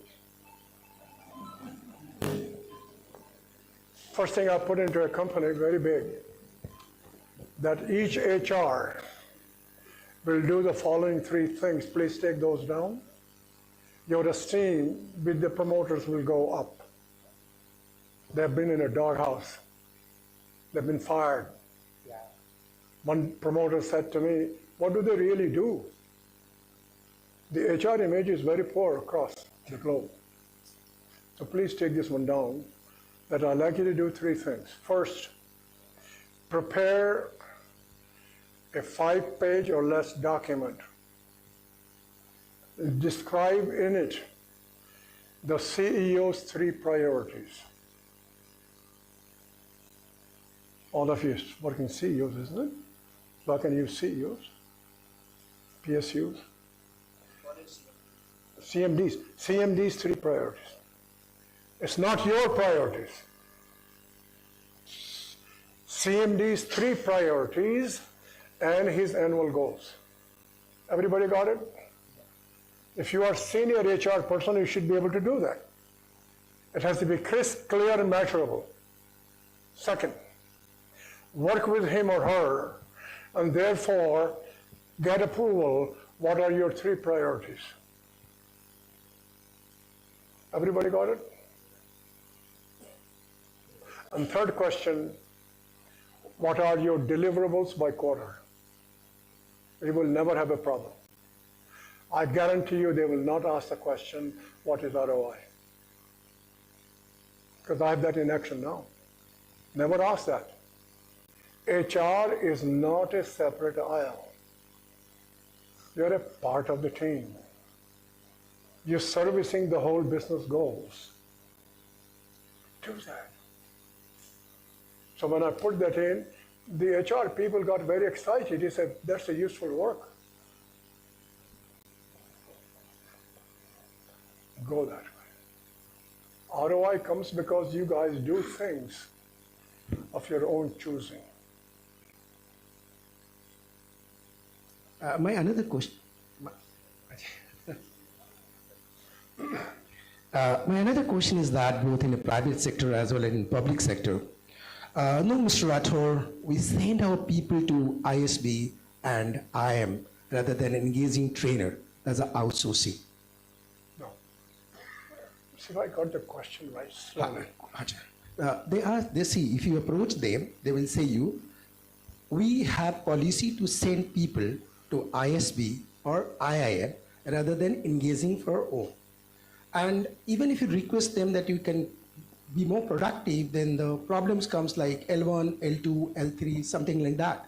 In that situation, how can you convince the CMD or director personnel that we can also be equally effective as a trainer? No, you do what I suggested to you. I got it. CMD is going to tell you these 10 people need this training. He is going to specify, you don't specify. Got it? It works like a charm. And the HR people are very happy. People like to make contribution and get recognized for. Who's going to recognize? The CMD is going to recognize. Isn't it? Yes. And CMD's direct reports will recognize.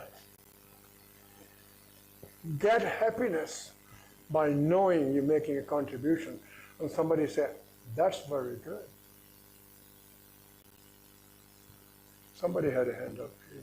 Up there now. Yeah, so I'm sitting here. I mean, it's okay. It's okay. Yeah. Well, sir, the homework given to CMD's 5-page note is not for me because I don't happen to be the chairman. I was earlier chairman of Prof, so I don't have that homework. I have two small queries. Not a question. It's dangerous. Two small questions is the word dangerous. Yes. I can see that coming. Yes. Sir, go ahead. One is, I saw the article contributed by you in the morning's Dainik Bhaskar, Hindi edition of Delhi. It says about leadership and the two aspects which you have talked.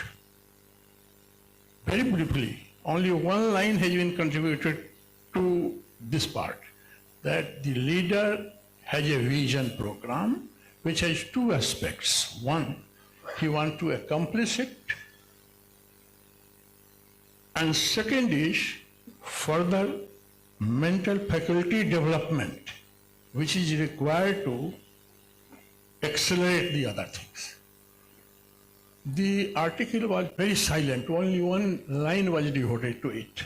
So I have query for further clarification. One.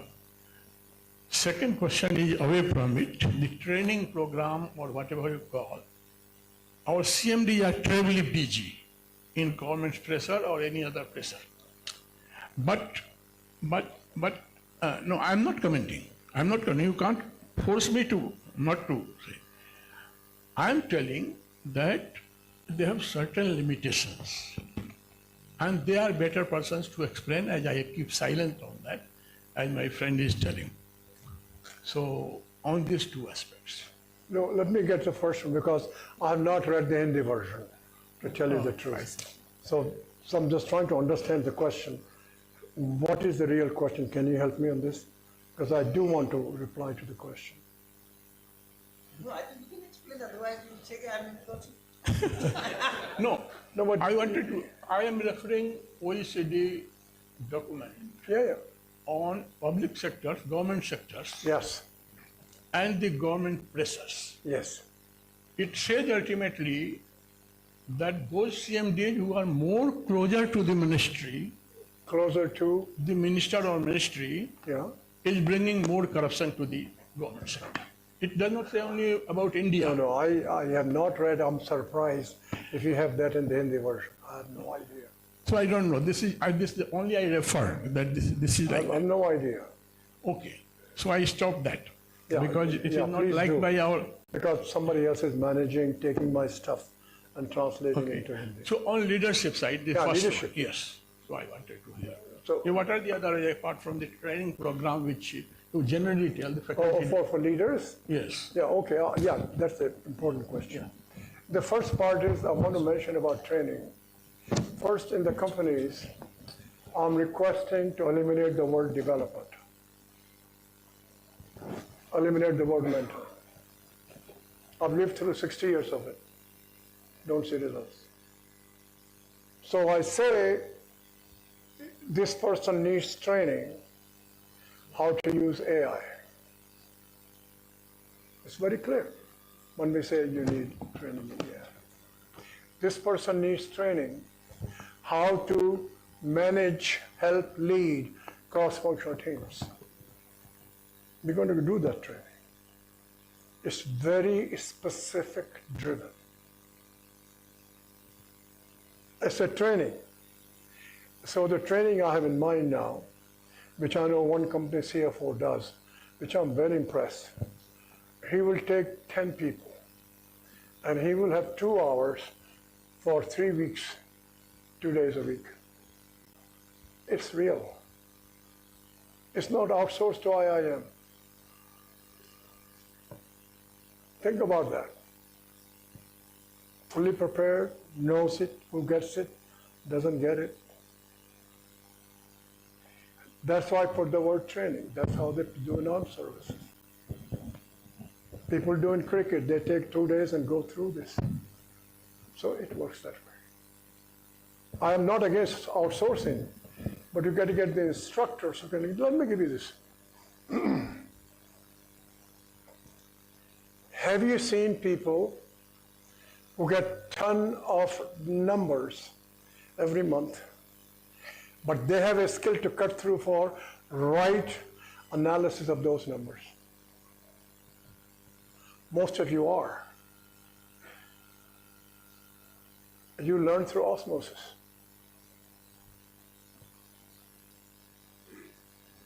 There is no training for that. Most, including Harvard professors, don't really do that. When I sit down with Mr. Birla, he cuts through in seconds. He looks at the whole thing. He says, slide 17, row 10, column 3. What's happening here? You say, how does he know? It's a skill. We can train them. But we don't train them in the schools. I've tried it. They put a program together in a very large company. We use people from all over the place. They will teach you financial analysis. They don't teach how do you identify the causes out of a ton of numbers. And that is the skill of the billionaires. Gujaratis, money has an UP.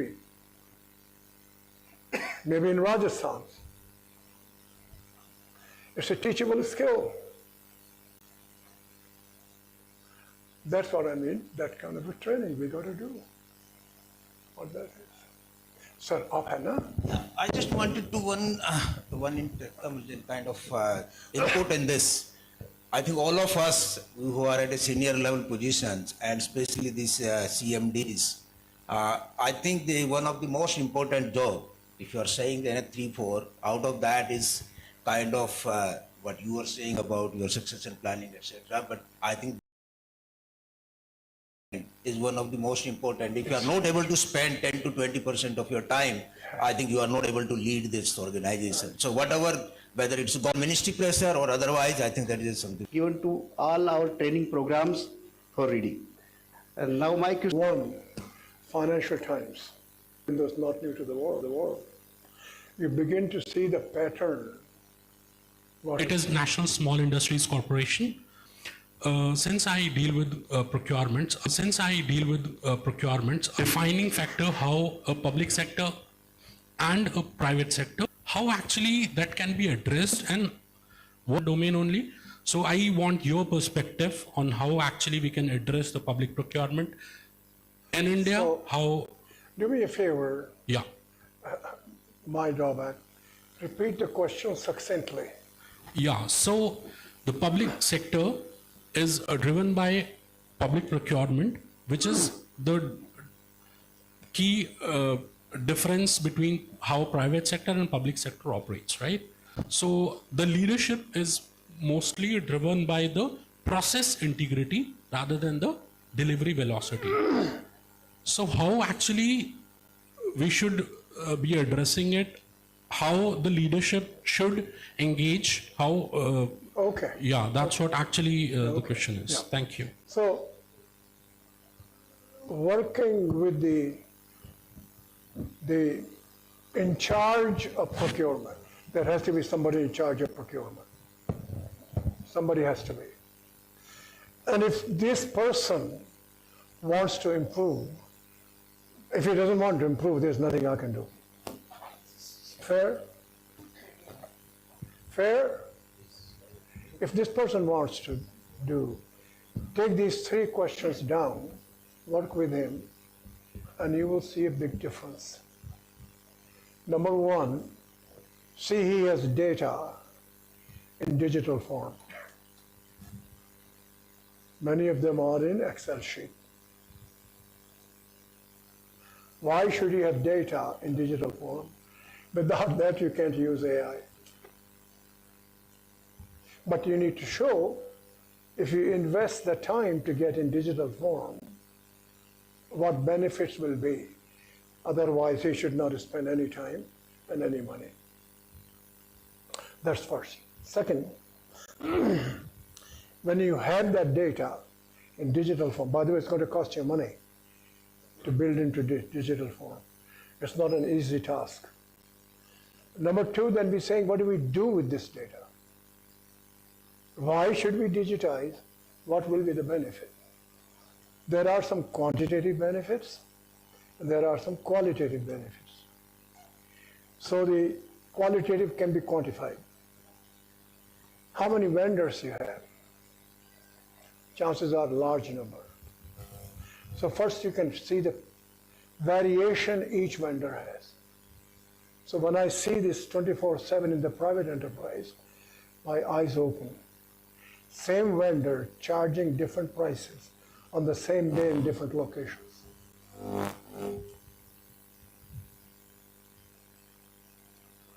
The delivery is very inconsistent. In the cold transport, there's a pilferage.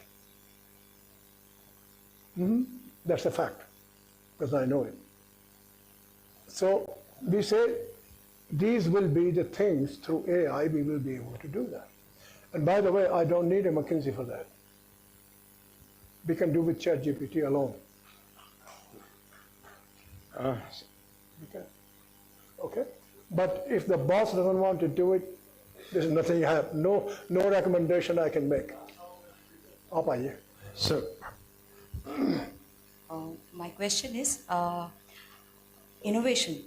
So innovation is of paramount importance, and it comes with a lot of risk-taking ability and capacity. Not quite. I interrupted you. That's the first notion I want to eliminate. Absolutely not. I'll take you through how you manage the risk. We've got to change our attitude. We just learned innovation risk. No. How do you manage the risk? But carry on. Yeah. So being, working for an organization, what are the early signs that an organization should understand that these are some of the areas that gives an indicator that we are resistant to innovation? Pick an enterprise for me. Correct. Which one? Possibly the mid-size that you're talking about. The No. mid-size. Pick an industry. Pick a company. Manufacturing. Too broad. Pick a particular what they do. Okay. So I'll pick up Anybody textile. pick up? I'm not I'll putting pick you up on. textile. That's one I feel. Say it again. One second. Say it again. Textile. Textile. Textile. That's Textile. good. I got it. Textile is one. No, that's good. We'll take textile, I bet you. Yeah, thank you. So you don't know that I was born in textiles. I've looked at Wellspun and other companies. I consult with the 3rd largest textile company in the world, in Japan. Their 47% increase in sales this year, last quarter. The name is Uniqlo. And they innovate. So the reason I was asking, where are you? No, lady. Yeah, stay with that. In textiles, what is the most important thing in innovation?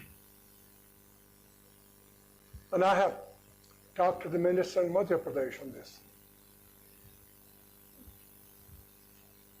Anybody?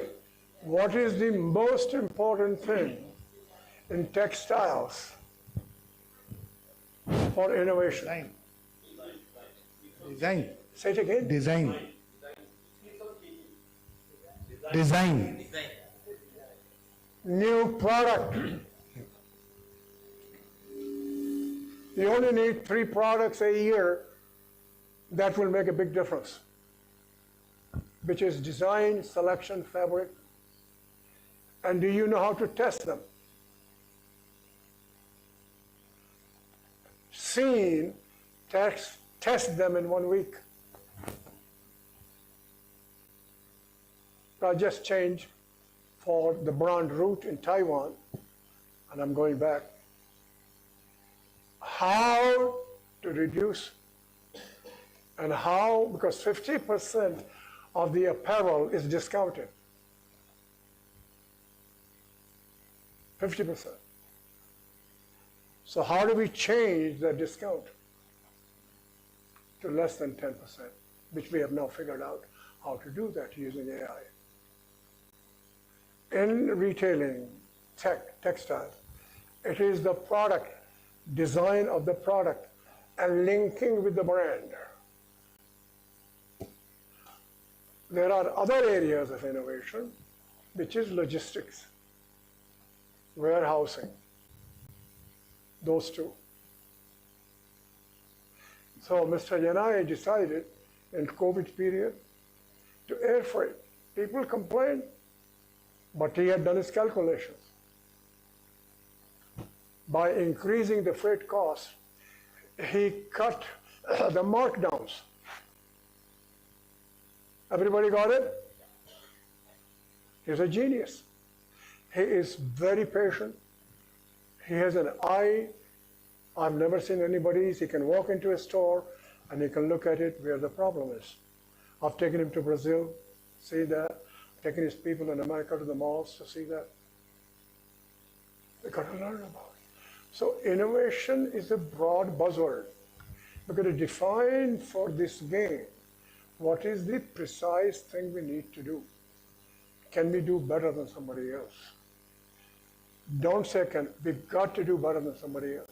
I'm very proud of Spellspun. I think they're very good. I really think so. We have a heritage. I used to come and live with the DCM people here, 1970s. They were #1 in the world in textile. They were. So that's the way I would go. What I did with us, name a specific company.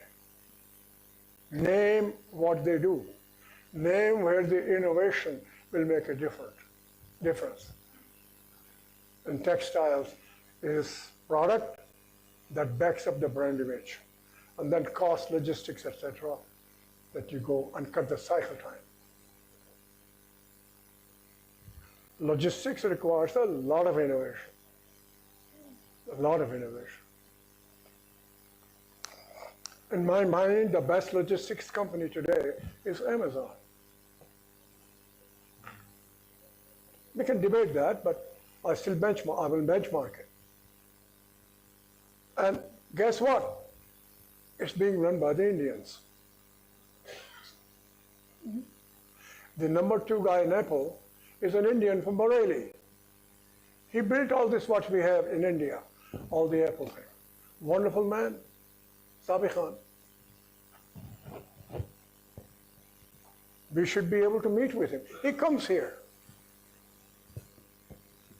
He's built all this what you see of Apple in India. He built all that.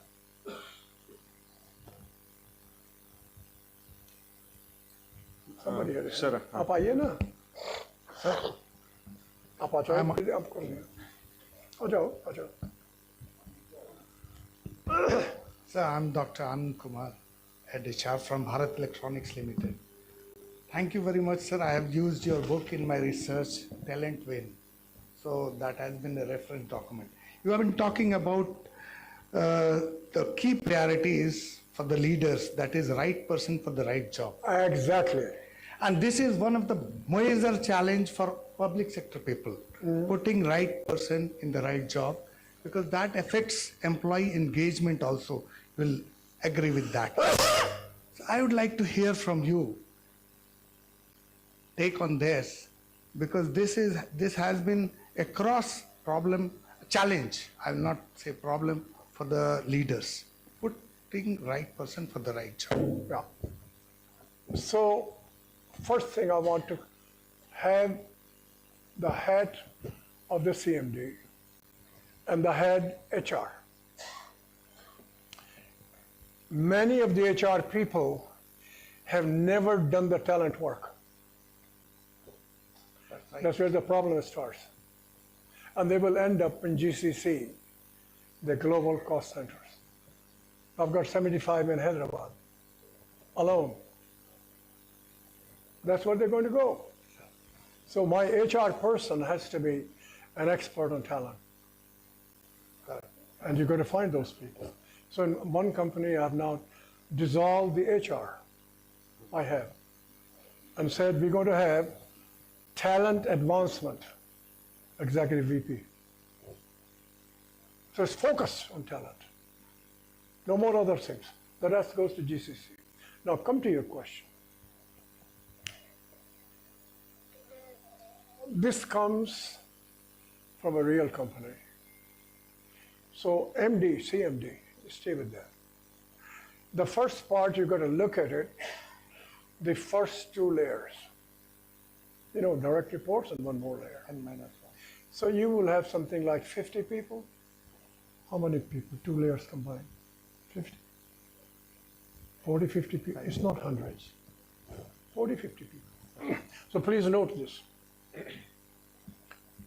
The first HR person has to be mature. What does that mean? Keep the confidences. Am I defining it correctly? Mature is a buzzword. Keeping the confidences. If you don't, it will be known very quickly. That's the first part. Because you're dealing with people here. You can't afford to leak things out. Because the CEO wants to do brainstorming with you. I think this way, you think that way. And you got to do that about the person. With some data or something. Clear? That's one. Number two. Number two is the one more important. I am picking, but you can change the dimension. I want the CMD with the HR person to think 2 years out. What is it each of these jobs will require? Clear? So I am right now, let us say, April. It could be January, it could be anything.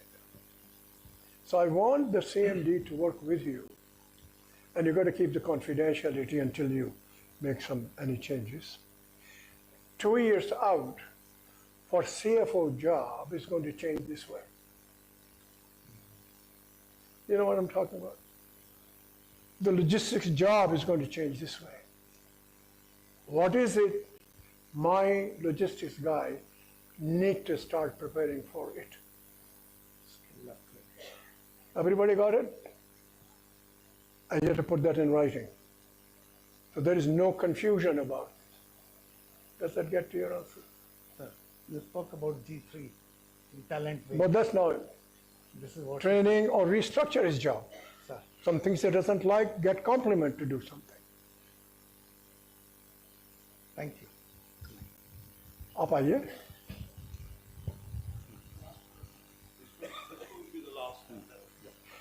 So you work with... Get that. Just little wait, okay? आप आइए ना. आ जाओ. Sir, you have worked with the company across the continents, right? Across the continent, you work with US companies, Chinese companies, Japanese companies, Indian companies. So, you know, one thing is very clear that behind the success of any organization or any country, people is at the center, people or talent. So, with reference to the best HR practice across the globe, what do you think with reference to nurturing, acknowledging, and recognizing the talent? How Indian companies, you know, doing in that front, and how we can be better at that? To tell you the truth, I never tackled that question. Okay, so the reason is I cannot give you a practical answer. Right. It's a question at cocktail party. Okay. So please come back with a real question. Okay. I'm not kidding. So, so another question was in my sure. another question was in my mind that in US company, as you rightly said, that Apple or Google or Amazon have the Indian talent, right? The Indian talent is recognized in US ecosystem, US environment. So how in India we can build that ecosystem? Correct. No, I have a view on that. Yeah. And that is, start with the CMD. Okay. Right people in the right jobs. So I had one today. I was conducting a program, and these are multi-billionaire people in it. Stay with that. And they're raw, no education. You know what I mean? Bachelors. They're very good. So last night after finishing, this gentleman took it aside, sat down, and the more he talked, the more impressed I got. 5,000 crore business, Delhi based. I have no clue until the point of talking. Who is, what does he do? I have zero clue. So for some reason that I don't want to talk about, he needs a new CEO. You can imagine a variety of reasons. And he's saying, help me think through how do I recruit an outside CEO. I'm listening. Believe me, I would say nothing for half an hour. Because I don't know a thing. You don't learn anything in 10 minutes. And so I said, I don't think you have to go outside. And I have no clue about the company. And I said, there has to be a guy inside. And he said, you hit the spot. I think that's the guy. Now, I know it just struck in his heart right away. I also know he probably, for some reason, never thought before. So he saw some drawbacks. And we got to train him. He's going to train him. Go with that. A company that has $12 billion market value in here, he recruited a guy from outside, didn't work out. He now promoted an internal guy, right guy.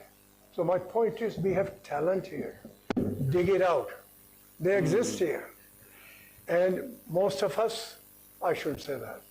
Some of us look at the negatives. We don't look at what their God's gift is and how do we nurture it. Right. So as a HR, we should, learn how to nurture. No, first thing is, are you a person who knows how to judge talent? If you're not, I don't want you as HR. That's simple. Right. No, and most people are not. That's why they are in not a great reputation. So see, you can't talk to them. No way. So you learn. That's why I split the HR and talent advancement. Give you a big title, give you resource, you focus that alone. You've got to rotate people, you've got to evaluate people, you've got to train people, you've got to see what's happening. Jack Welch had that. It's a very systematic Thank you, sir. record and everything else. Make sense to you? Sir, Good evening, sir. This is Meghanathan, GMHR from BPCL, Bharat Petroleum. Yeah. Sir, we have been using bill curve as part of PMS, bill curve as part of PMS process, and most of the top PSUs as well as private corporates, they've been using bill curve. Since it is a forced ranking system, there are a lot of challenges. I'm sure you are. Did you say bell curve? Bell curve, yeah. Since you keep traveling to various countries with your global exposure, and I'm sure you would have seen the practices in the other companies. So what is your view? Suppose if there is no alternate, how can we make the current system effective? Is there any alternate to bill curve? Anybody knows how old that is? And how it came? Take a guess. More than 50 years. You are doing an old stuff. You got to throw it out, invent new one. What is the global you practice? can't go on beating something that is old and obsolete. Makes sense? I mean, I'll respond to you. But ask those questions. I'm working here because people like Jack Welch made it popular. 20, 70, 10. That's the bell curve. Everybody adopted that. They're going to throw that out. In the AI game, please note, we have a company in India now. Do you personalize customer or do you not? Amazon personalized customer. We're going to personalize each individual. AI permits that. Get on with it. It's available. You've got to treat people who have capabilities. They're not numbers. That's what we need to do. So you get your AI people here, and in less than 10 weeks, they should be able to give you the POC of agentic AI. Put it in. I go with it. The worst thing you guys can do, somebody taught me, it's not me, benchmarking within the industry, within the function. That is not a great idea. You're drinking the same old dirty water. You've got to go outside the industry.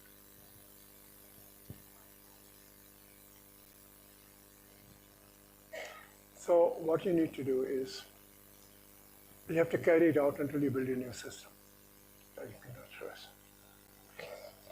I want you to think about the following proposition. As a concept, it's not exact. 2% of the people have 98% of the contribution. 2 is not exact 2. Find them, nurture them, demand performance and promote them. That's how you build what I've come to call in a large large promoter company, Khazana. Everybody understand the word Khazana? They are the Khazana. They drive the rest of it. Now whether it's 5%, 2%, you got to figure this out, what they are. And the lady's question about textiles. Mr. Yanai has next door to his office those 5 ladies who develop those new products. And they change to bring fresh blood in. It's very creative. Somebody, after his request, designed an app to have 24/7 worldwide trends and colors and designs outside the textile industry. Fashion outside the textile industry. So we go that way. We got that out. Okay? Yeah. Oh, it's your choice. I'm not online. Okay, thank you very much, sir. In fact, all of us were so engrossed with the enriching, interesting, and of course, eye-opener interaction with Dr. Ramcharan ji. We would like it to continue. In fact, Dil Mange More, all the time we think like this, that it should continue, but everything has to come to end. In fact, since morning he has been taking the sessions, and tomorrow morning he has to travel back also. Thank you very much, sir. Let's give a big hand to Dr. Ramcharan, the icon on this subject. Thank you, sir. Thank you very much. Let's give the, yeah. Thank you so much, sir, for an enlightening session. And as DG sir said, ye dil mange more, but unfortunately, we also have to say good night. And so thank you so much, sir. It's been overwhelming to hear you and be guided by you. And I thank you once again and hope to see you soon and to be enriched again. Thank you very much, sir. Thank you. Thank you. Thank you all the guests for your heartfelt interaction with Dr. Charan ji. And we request you to please join us for dinner, which is served in Scope Social Interaction Center. The Scope volunteers are outside to guide you. So please join us. Thank you. Yeah. ऊपर जाए.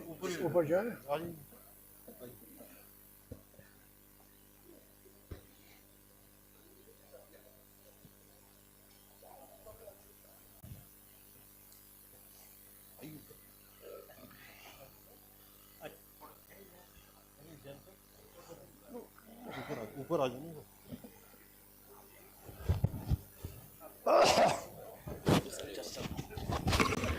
I request all the guests to please move ahead for dinner. The dinner is served. Scope volunteers are there to guide you outside. Scope Social Interaction Center, that's towards your left once you leave the auditorium.